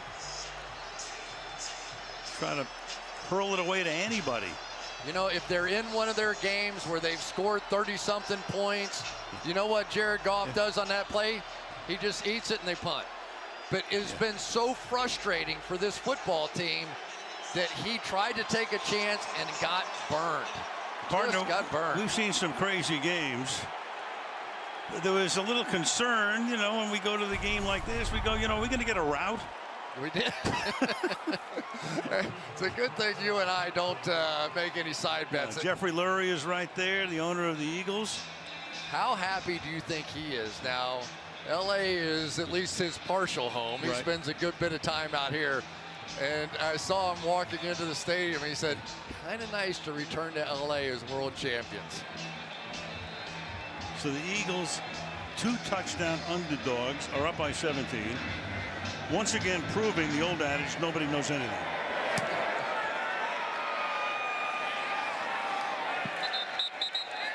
And the Rams will get it at the 25-yard line. 1 TD, 4 field goals, and 6 turnovers in the last 2 games. Al, it's been the same formula, and it started with the Detroit Lions and their ability with Snacks Harris to get in there and make some plays against the run. But then you saw the Bears, they didn't have to blitz to get pressure. They have that tremendous front four. The Eagles have the exact same thing, a decimated secondary, but the guys up front are winning the battle, and the physical nature of the recent games is cause for concern with this Rams team. Kelly is the back, and that gets knocked away. So the Rams, if they lose this game, will only be a game in front of Chicago, and Chicago would own the tiebreak in seeding. They will play Arizona and San Francisco down the stretch. The San Francisco game is here. As we look at this play again with Roger Saffold there. Even Elodie Nada looks like he's 25 again. I'll tell you, part of the team that the Rams don't want to see, us. Sunday night. Oh, Sunday night. That's what Jared Goff said, right? We're going to give you one more chance. Get out of here. 6-yard gain by Kelly.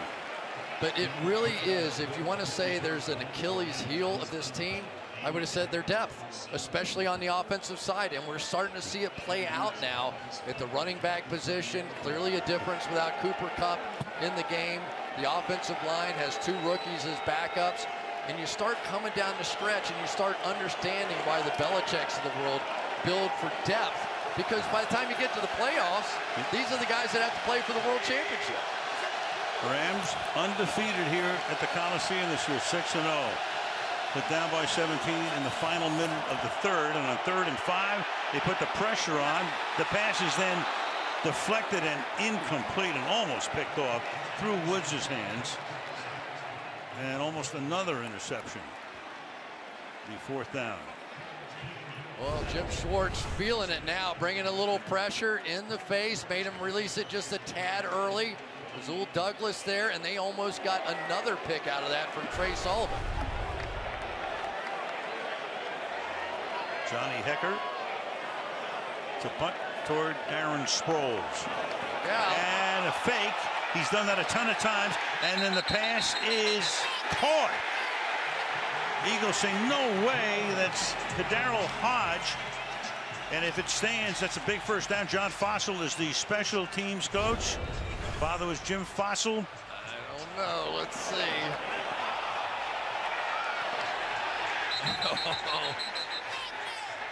Come on, Terry. You get paid to make all these calls. All right, Chris. Does he have control before the ball touches the ground, and then does he maintain it? Looks to me like it goes right through his hands into the ground. I think this is an incomplete pass. Once again, has it, but the ball's on the ground. Does he have control of it? And of course, if it gets overturned. Philadelphia is challenging the ruling on the field of a completed pass. Timeout. Right. With 1 second to play in the third, so this play under review. Next break, side by side with the review process, back in 60 seconds.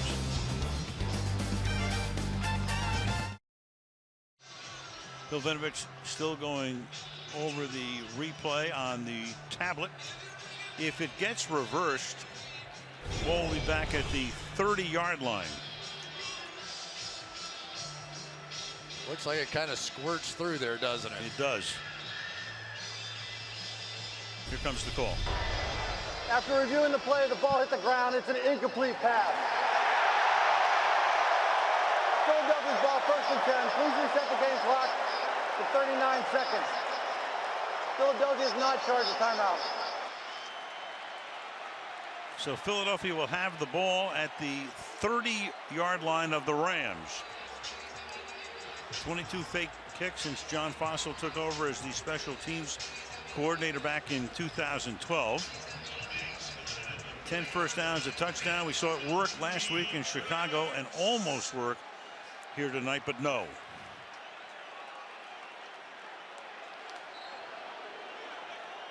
So Philadelphia at the 30. Smallwood is the back.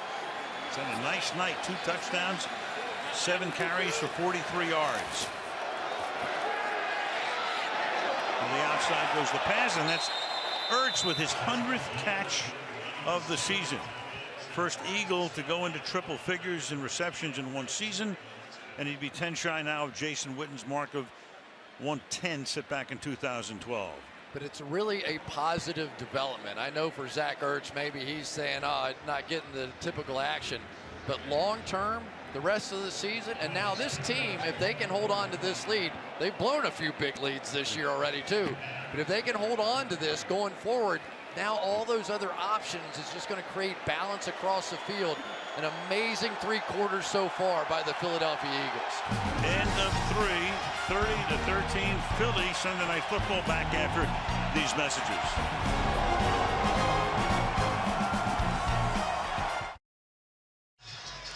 All right, let's look at the playoff scenarios as we get set for the 4th quarter. Eagles to win the division would have to win out. Cowboys would have to lose out. The Cowboys have Tampa Bay at home and at the Giants for the wild card. With a win, they'd move within a half a game of the last spot, currently occupied by Minnesota. And the Vikings are at Detroit next week and then have Chicago at home. Rams tied for the best record right now in the NFC. Saints hold the tiebreak. They play tomorrow night. 2 wins away from clinching a first-round bye, which would mean they'd have to win their next 2 if they lose tonight. Anyway, we start the 4th. Al Michaels, Chris Collinsworth, Michelle Tafoya at the Coliseum in Los Angeles. And then a 2nd and 1. That'll move the sticks as Wendell Smallwood picks up a first down. But for the Saints, this thing is a possibility of a huge result here because it almost, not quite, but almost assures them that they're going to get that #1 seed, and everybody's going to have to go through New Orleans if that happens. So there are some excited people in New Orleans right now. And in Chicago. Correct.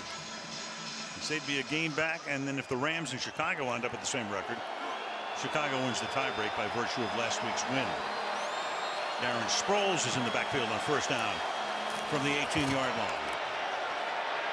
Good protection. Foles fires, and that's picked off at the 5-yard line by Aqib Talib. And out to the 35 he goes. So Talib and that defense trying to breathe some life into the Rams.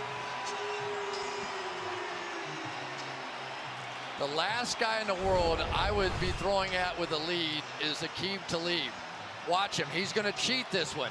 They've got a deep clearing route, but he knows, hey, I'm on the goal line. How deep can they go? So he sits on the cut coming out to the corner and really gives this Rams team a chance now. He was greatly missed when he wasn't in there, and he's the guy that called the defensive team meeting on Friday and made all those guys watch extra film to see why there. And Gurley back in the game. They fake it to him. Goff goes deep downfield, and that is caught at the 45 of Philadelphia by Brandon Cooks. So after Talib's first interception as a Ram, big gain here, 20 yards on the first down at the 45. Well, you're going to see a lot of that patience, and here it was again. Now they're snapping up to the line of scrimmage again, but the speed of Cooks on the outside is just giving them options in the middle of the field, and they're going to take more and more advantage of it. I think Douglas is doing the right thing. Give him space and let that underneath coverage be responsible for that play. Again, the fake. Goff has to check it down. Gurley cuts it back, takes it to the 40-yard line. LeBlanc makes the tackle. Gain of 5, 2nd and 5. They're starting to get all that protection stuff going again. Tyler Higbee that time coming back to try and help this offensive line pass protect. No huddle here. And meanwhile, you've got Rouge Hill, who came across the line, flag down. They're going to call that on the offense, I think. And you got 2 flags down. It's a late reaction by Roger Saffold, the guard, and they're going to talk this over. If he crossed the line of scrimmage, he should have had the right to react. The defense did not get into neutral zone. False start. Offense number 76. 5-yard penalty. Yes, he Still did. second down. Yeah, Terry. He absolutely did. And really, when it's that close like that, we normally put it on the defense. I'm surprised they tried to nitpick it that closely. This is a foul on the defense. That moves it back 5 and makes it 2nd down and 10. A lot of referees in the stands right now, too. Yeah. That one wasn't that hard to see. It almost stepped on the football.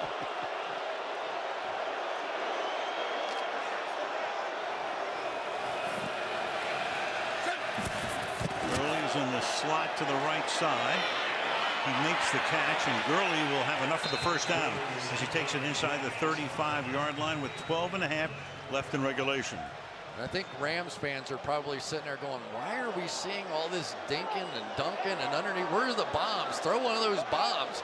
They don't have that option. The Eagles are taking that away.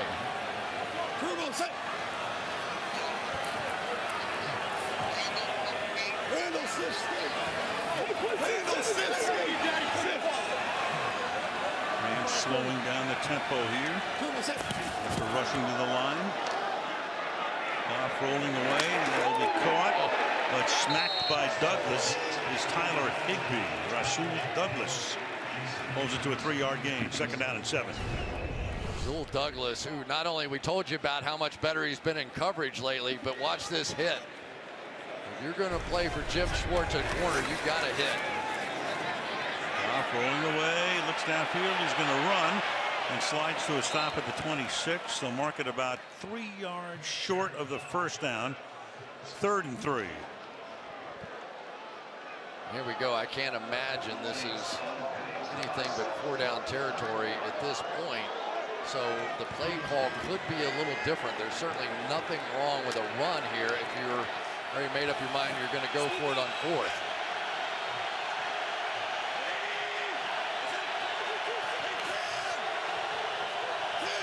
Flashing blitz off of Goff's right side. To the outside, and breaking tackles is Robert Woods. That was big. Would have been stopped for a loss. Instead picks up a first down on a gain of 11. So they blitz from his right side. He goes the quick audible out to the left side. But for Woods, if he doesn't break this tackle, it's a loss, and they're probably kicking a field goal. Huge play in the game. Great play by Woods. You know, Philadelphia takes a timeout. First charge timeout. With 10:35. Philadelphia.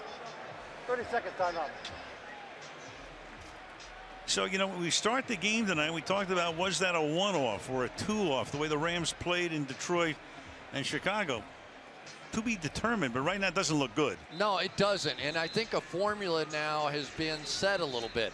Play soft in the secondary, allow them to go underneath, and double team Aaron Donald on the defensive side. The other guys are not stepping up and making plays in the pass rush the way that you would hope. And so that formula on either side of the ball now has a 3-week shelf life, and that's not good. And who would have believed that Donald could be taken out of the game like this in back-to-back weeks? From the 16-yard line, throwing and behind the intended receiver, Gerald Everett.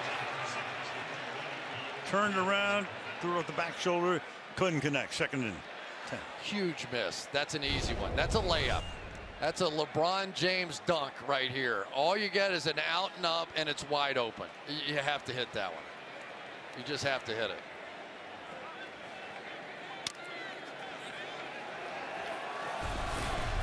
Second and 10 from the 16.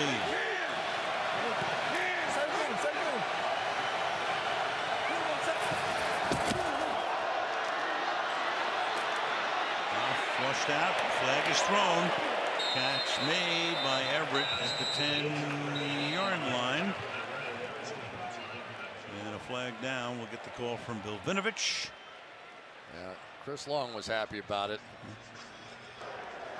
Holding, offense number 77. 10-yard penalty, repeat 2nd down.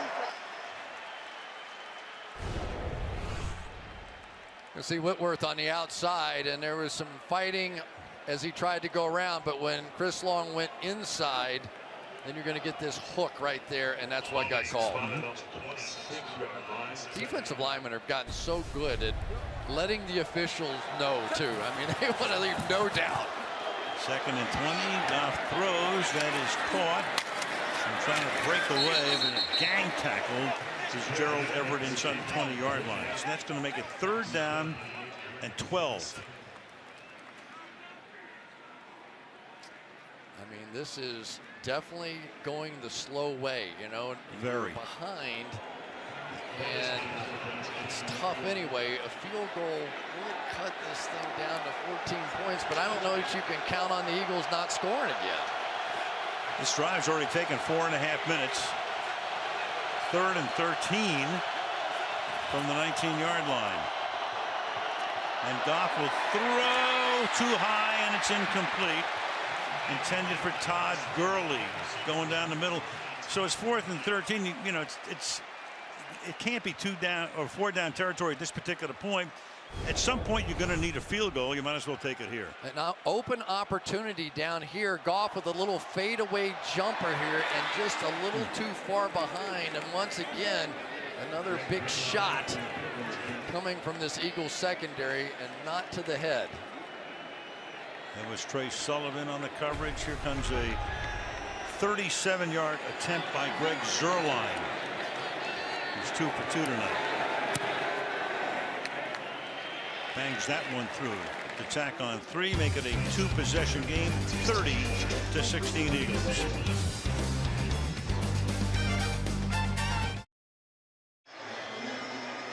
So the Rams down by 14. Line to kick it away, and it's a ground ball fielded at the 7-yard line by Shelton Gibson. Avoids going down.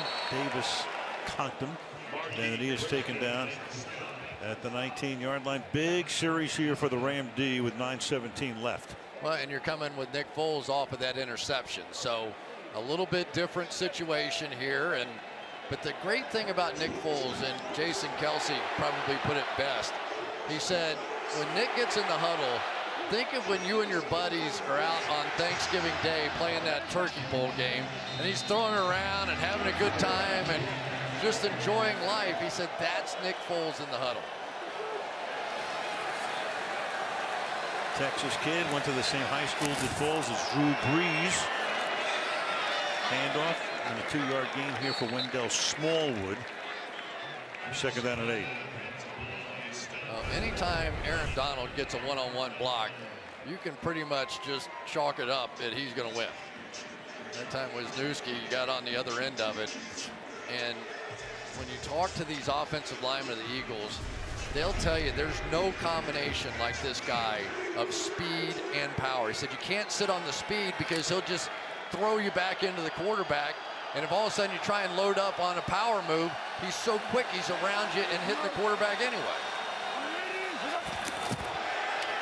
Foles, that short drop. It's Ertz, his third catch of the night, 101 on the season.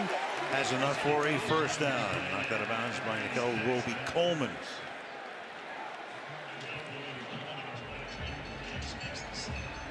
Doug Peterson getting in a little bit of the same kind of rhythm that he had with this offense a season ago that they really haven't found this year.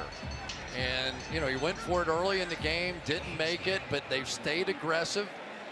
And Nick Foles, I think, is calming Doug Peterson's nerves a little bit, too.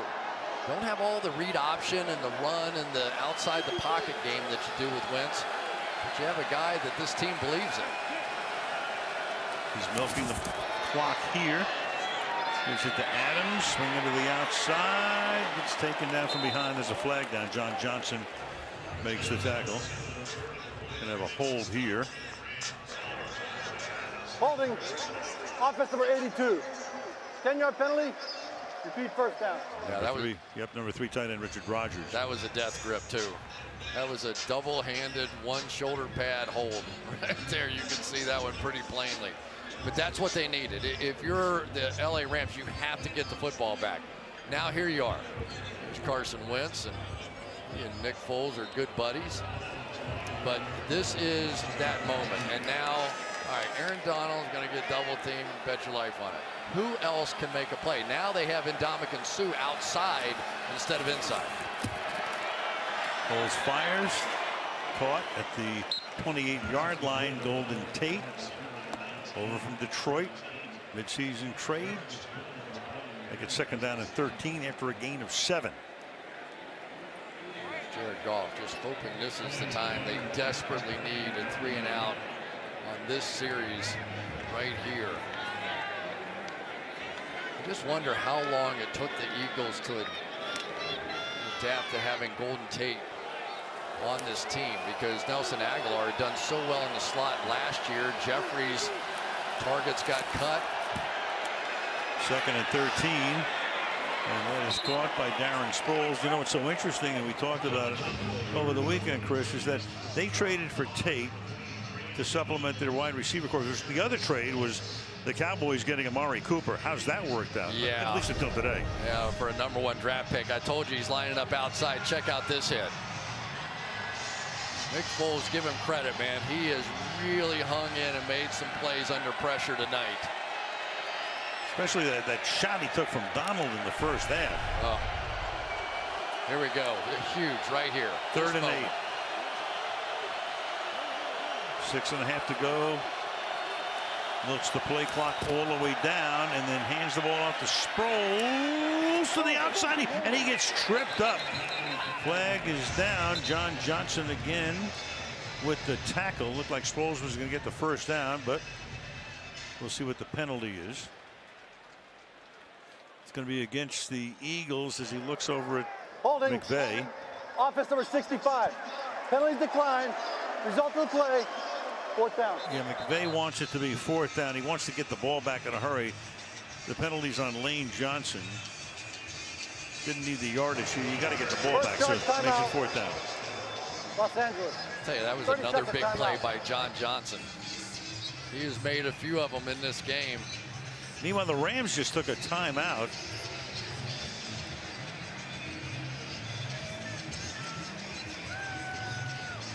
Well, it was declined. So Terry, the clock keeps running. If he declined the penalty at that point? Yes, we're outside 5 minutes. Right. So it would have started on the ready for play. Right. So McVay's thinking about just conserving a few seconds on the clock here. And it's easier on the offensive side, right, to control the clock than it is and just watch 40 seconds tick off.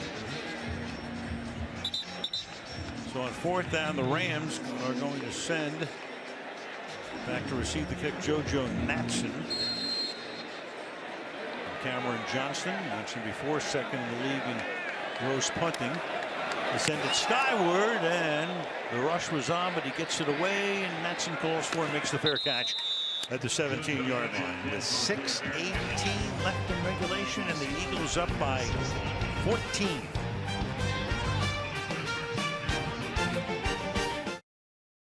How about tonight?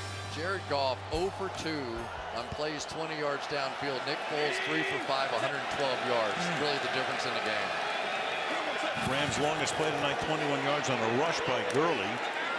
Goff throws, and it's caught on the outside, spinning his way to the sideline there. Is Robert Woods, tackled by Jenkins. Gain of 7. Al, if I were in this position right now as a play caller, I would start trying to work in behind the linebackers in the middle of the field. You've thrown enough underneath, you're going to start drawing them down. Try and start splitting some of those seams. Got some space there, too, to the outside. And that is caught here by Everett. And Everett stays in bounds, the 43-yard line. They do wind the clock after they stop it if you get out of bounds, but you might as well try to get out of bounds as long as you're along the sideline. Clock keeps rolling, 5:40 and ticking down, first down. Goff throws, and that's incomplete to Gurley. Goff backing up as he released it, 2nd and 10. Yeah, and don't think that this pressure isn't having an impact, because it absolutely is. Watch the pressure right in the face. Again, Michael Bennett, and it's the reason that we track so closely, not just sacks, but hits and hurries, because those hurries and hits have every bit the impact, and they predict sacks actually better than sacks do. For sure. 2nd and 10 from the 43. To the sideline again, that's caught in forward progress. Josh Reynolds may, let's see, number first down, going to be very close. Stayed in bounds, the clock keeps rolling, and it's a first down. And one of the reasons that Jared Goff isn't comfortable trying to work behind the linebackers, those plays take time, and he doesn't have time. Eagles doing it with a 4-man rush. Here they come again. That's over the middle. Gurley. Philadelphia give them all the short gains like that they want. Bradham makes the stop under 5 minutes now. 2nd and 5. Jared Goff may have some trouble getting out of bed tomorrow. At the end of, when he makes every throw, it seems like tonight, he's getting hit right in the belly button. Over the middle, that's a first down again. That's Robert Woods. He'll spot the ball at the 34-yard line with 4.5 to play. Those checkdowns are easy between the 20s. They get tougher in the red zone. 7th play of this drive, and throws that one away. Coverage was great. Reynolds covered on the play. Avonte Maddox doing a nice job tonight. 2nd and 10. It doesn't take much to figure it out, right? You don't have to be a football guy. They're in layers back here, but that front layer is getting the pressure, and that's what's forcing those quick decisions. Now Michael Bennett going off the field. He is a little shaken up after that one.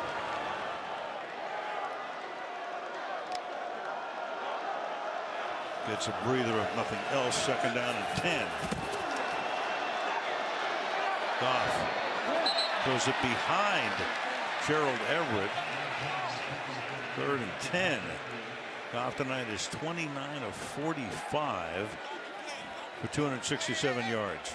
You know, sometimes you can look at the feet of a quarterback and know he's used to being under pressure. He's sort of flinching around, and there's really nobody in sight. But they used to call it, at least in Cincinnati, the clock in your head. The clock in his head has been sped up in this game. 3rd and 10. Those are the Eagle fans trying to jam the signals. Goff, protection good this time. Fires, that's caught. And to the end zone for the touchdown goes Reynolds. So they're dinking and dunking, and then finally he unloads for 34 yards and a touchdown to make it a 1-possession game. Great read by Jared Goff that time. The safety on the other side of the field worked over to the trip side, so you get one-on-one on the backside with no safety help. Outside technique. Let's see if he gets in or not. Good look here. The knees down. The ball just short. Just short from this angle anyway. Don't forget, it doesn't have to be the knee. It can be the shin as well. The previous play is under review. Right. You don't need a challenge because it was ruled a scoring play. With 4:11, get the result in a minute.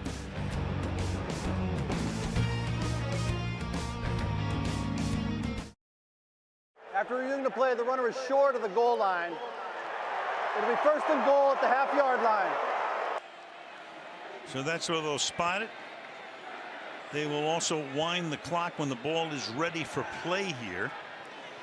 And what is McVay sending in to try to make it a one-possession game? We're back to 30-16. Well, half-yard away. But every tick now valuable. To the line they come in a hurry, snap it in a hurry. Goff rolling away, and the pass is low and incomplete. Intended for Gurley. Man, they were ready to wind the clock, and the Rams were ready to snap the ball. Second and goal. Now, give them credit. It is so difficult to try and jump to that alignment and assignment of that bunch formation, but Jim Schwartz had them ready. Seems like every quarterback should have that Tom Brady jump up in the air and extend the ball. Gurley is the back. Give it to him. Into the end zone. Touchdown Rams. Followed the left guard Saffold into the end zone. And now it's a one-possession game. Clever block there by the center, John Sullivan, the veteran. I think it's on Haloti Ngata right here. Watch this little cut block, and that's what really created the gap here. Get one guy on the ground, and that's really all you need with the power of Todd Gurley. Greg Zuerlein. Hecker to hold it.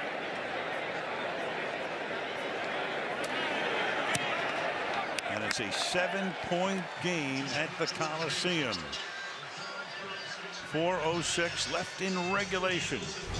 Let's go back to the almost touchdown. You can see the safety here, and this guy sort of leveling off. So they understand the middle of the field is going to be wide open. But again, it's great as long as you have protection, which they did this time.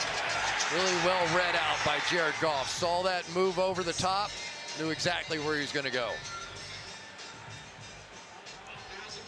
Very accurate deep ball thrower. It's really been one of his strengths. And that guy right there is another one of his strengths. Rams showing a little heart of a champion here as well. Right, they were down 30-13 after the Eagles exploded for 17 points in the third quarter.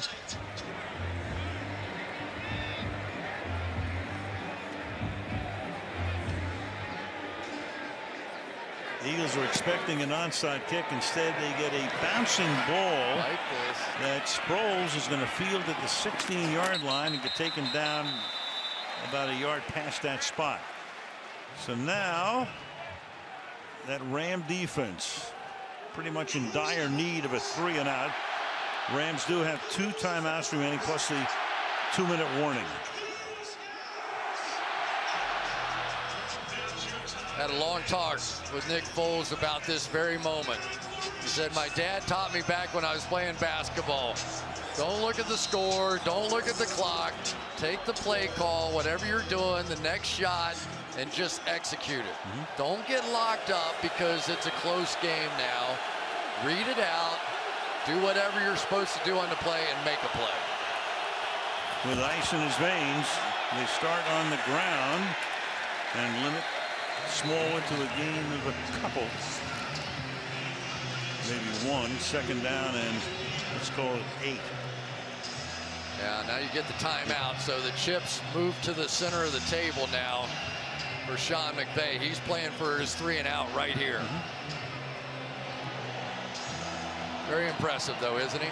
Sean McVay, I mean, amazing memory, amazing success in this league at such an early age. Such a feisty competitor. Incredible memory.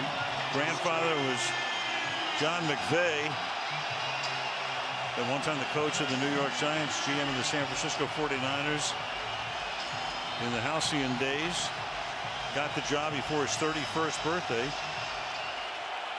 And did a tremendous job last year, Coach of the Year. Meanwhile, the other guy, I just saw Doug Peterson won the Super Bowl. And now you got a flag here before the snap. Yeah, I think some of the pre-snap movement on the part of False start. Offense number 86. 5-yard penalty. Correction, number 88. 5-yard penalty. Still second down. They did a shift. Yeah, they did a shift right before the ball was snapped, and Goddard just got unsettled, and that helps. Now Wade Phillips, he's an old riverboat gambler. Would he be willing to bring some pressure here? He spent a lot of money on these cornerbacks. Well, he didn't, but 2nd and 14. Quick toss to the right side, and a good tackle made on Jeffrey, but there's another flag down up at the 24-yard line. A lot of times you get those blocks in the back, the offensive lineman can't quite get there and turn the corner. They may decline this one too, because he's saying to McVay, what do you want to do? During the run, illegal block in the back. Offense number 65. 10-yard penalty. Repeat second down.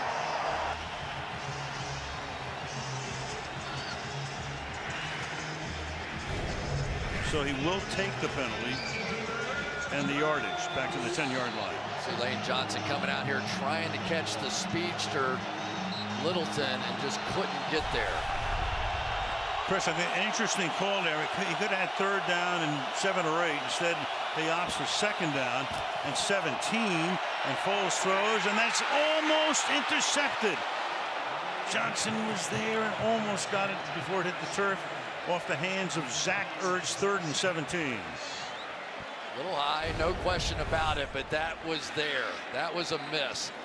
Ball just a little up and behind, and lucky for the Philadelphia Eagles. And that's what happens, Al. When you get backed up inside your own 10-yard line, play calling gets really hard.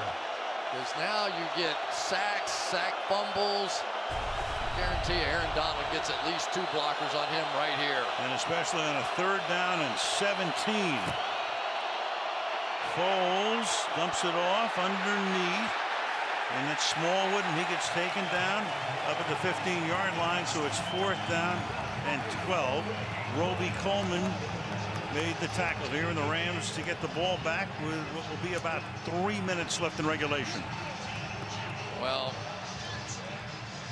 the Eagles have given up some leads this season. If they gave up this one, it would be a monumental way to lose and get, it's not knocked out of the playoffs, but effectively be tough to live with. Yeah, they blew a lead at Tennessee early in the year, in Carolina at home when they were up by 17. Punt fielded at the 34 by Natson, and the ball is loose, and Natson fumbles, and Philadelphia has it.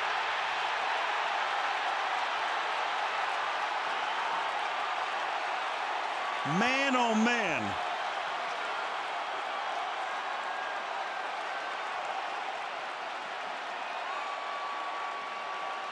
Still waiting for the official word as they unpile. Eagles come away with the football, and they have it. DJ Alexander with the trophy. And now the special teams posing it. He didn't even get hit, though. Watch this. Ball just flies out.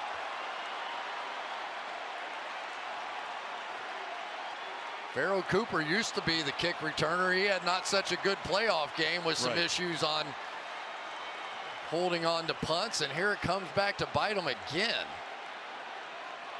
And Cooper hurt a lot of the season. Dave Phipp is the special teams coach, and a gigantic play. So now 251. That look says it all. That's like a punch in the gut. You feel like your defense got it done, and then that. And Natson would like to find a hole to climb into right now. The ball is at the 36-yard line. On the ground, chewing up the clock. Adams to the 31-yard line. Well, now you've got Halapoulivaati Vaitai in there at left tackle for Jason Peters as well. And I think you're taking no chances here. Timeout taken by the Rams.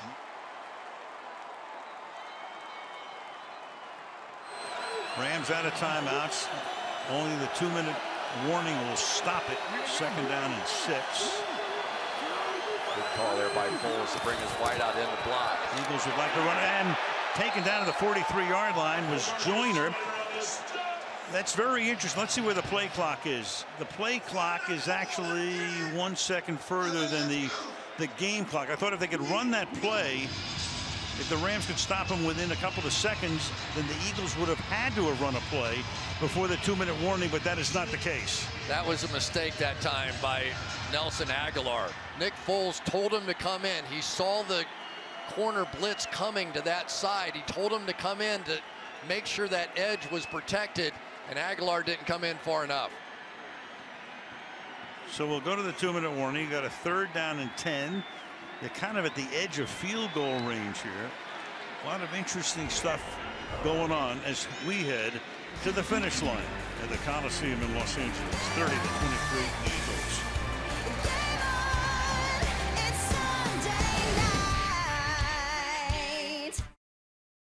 So it's 3rd down and 10. What are you going to call here? Because, you know, are you going to try to kick a field goal? Screen.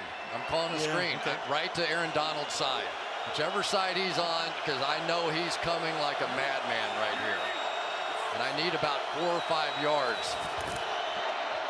And now the ball comes through the middle to the 34-yard line. Boy, this is tough. This is some interesting call here. Do you try a field goal from about 52 or 53? If you miss it, the Rams are going to have the ball at about the 42 or 43-yard line. Yeah, this is tough. That's the reason I was saying a screen, because I didn't feel like that spot on the field.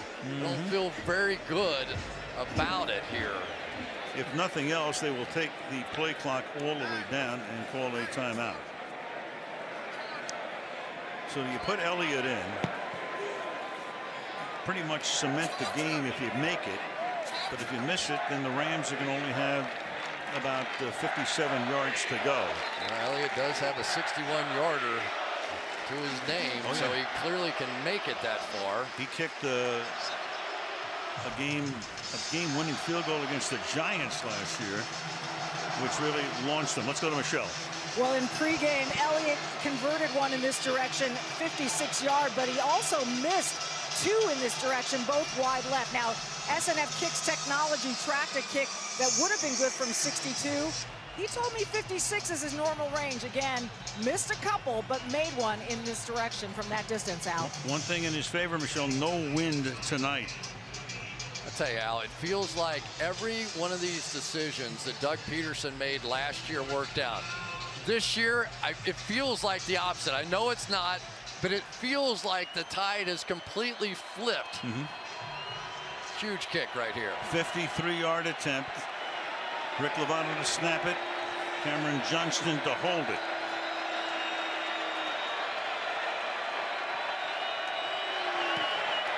Elliott's kick is going to be wide to the right. So the Rams, 68 seconds, no timeouts, will have to go 57 yards.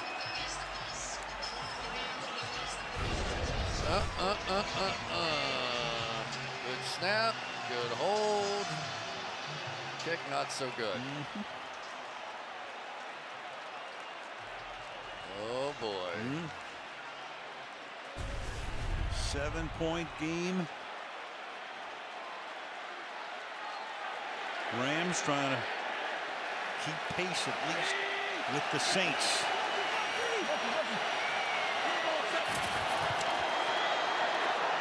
Goff fires over the middle. That's caught. And this is Reynolds having a nice night, taking it to the 45. Rams rush up to the line. Under a minute. Staying deep in the secondary.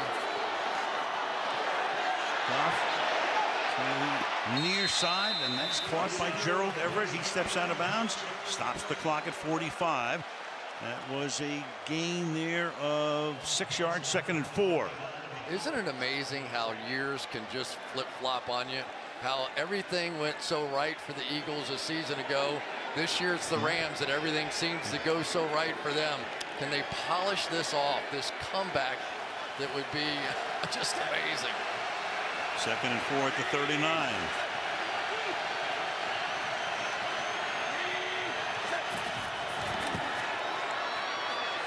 Goff, that's caught inside the 35, but he can't get out of bounds. Is Everett. He picks up the first down. Got to get it to the line and probably spike it here with 33 seconds. Let's see what Goff's going to do. Taking a lot of time. No spike, obviously. Goff's going to fire. Everett's going to make the catch, and he's going to be out of bounds at the 26-yard line with 20 seconds. The other thing is, saw it the other night in the Charger game. Do you think McVay would go for 2? I think McVay would do anything. I'm just telling you, there's nothing you could say at the end of that sentence that I wouldn't go, yeah, he could. Never know. 26-yard line. Foles pacing. You know, a lot of times you might take a shot at the middle of the field, but they're playing this Tampa 2 defense, and they're sitting there with a safety right in the middle of the field. So these checkdowns are still going to be the formula for a little while here. Off to the outside. Gurley, can he get out of bounds? He can't. Maddox makes the tackle. 11-10. Got to spike it here. 6 seconds. And he leaves himself one play. Man, oh man, if Gurley doesn't go out of bounds, I don't know. A couple of times that drive they had a chance to get out of bounds. It's all about the clock. That's all it is. And now it's all about one play. And Gurley can barely make it off the field. He's a wreck. Yep. So now you just have to try and go throw it up in one corner of the end zone and hope. Doug Peterson just called a timeout. Kadaro Hodge comes in with Gurley on the bench. And barring a defensive foul, this will probably be the last play of the game. Some collapses week 4 at Tennessee. Led 17-3. 2:58 left in the third. Got beaten overtime against the Panthers. That was a killer. Led 17-3 with 10:48. And that was at home as the Panthers won it 21-17. They led 30-13, end of 3 tonight. They're up by 7. We got 4 seconds. Well, let's do a little height comparison. Rasul Douglas is 6'2". May want to stay away from number 32. And now you're talking about Avonte Maddox out there who's more in the 5'10" sort of range. But you will end up seeing them play right across the goal line right there. And just not give up anything deep. They have 5 guys at the goal line. Rams will send 5 receivers downfield. Goff will throw to the end zone, too high. Intended for Josh Reynolds. And with no flag, that's the end of the game.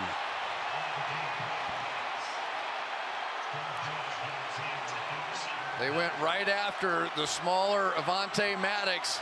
Good idea, just could not get it executed. The Philadelphia Eagles, big underdogs. Foles at quarterback pull off a huge win. Goff to Reynolds. The coverage is excellent. Avonte Maddox doing a great job tonight. And Peterson takes his team west, and their playoff hopes are significantly enhanced.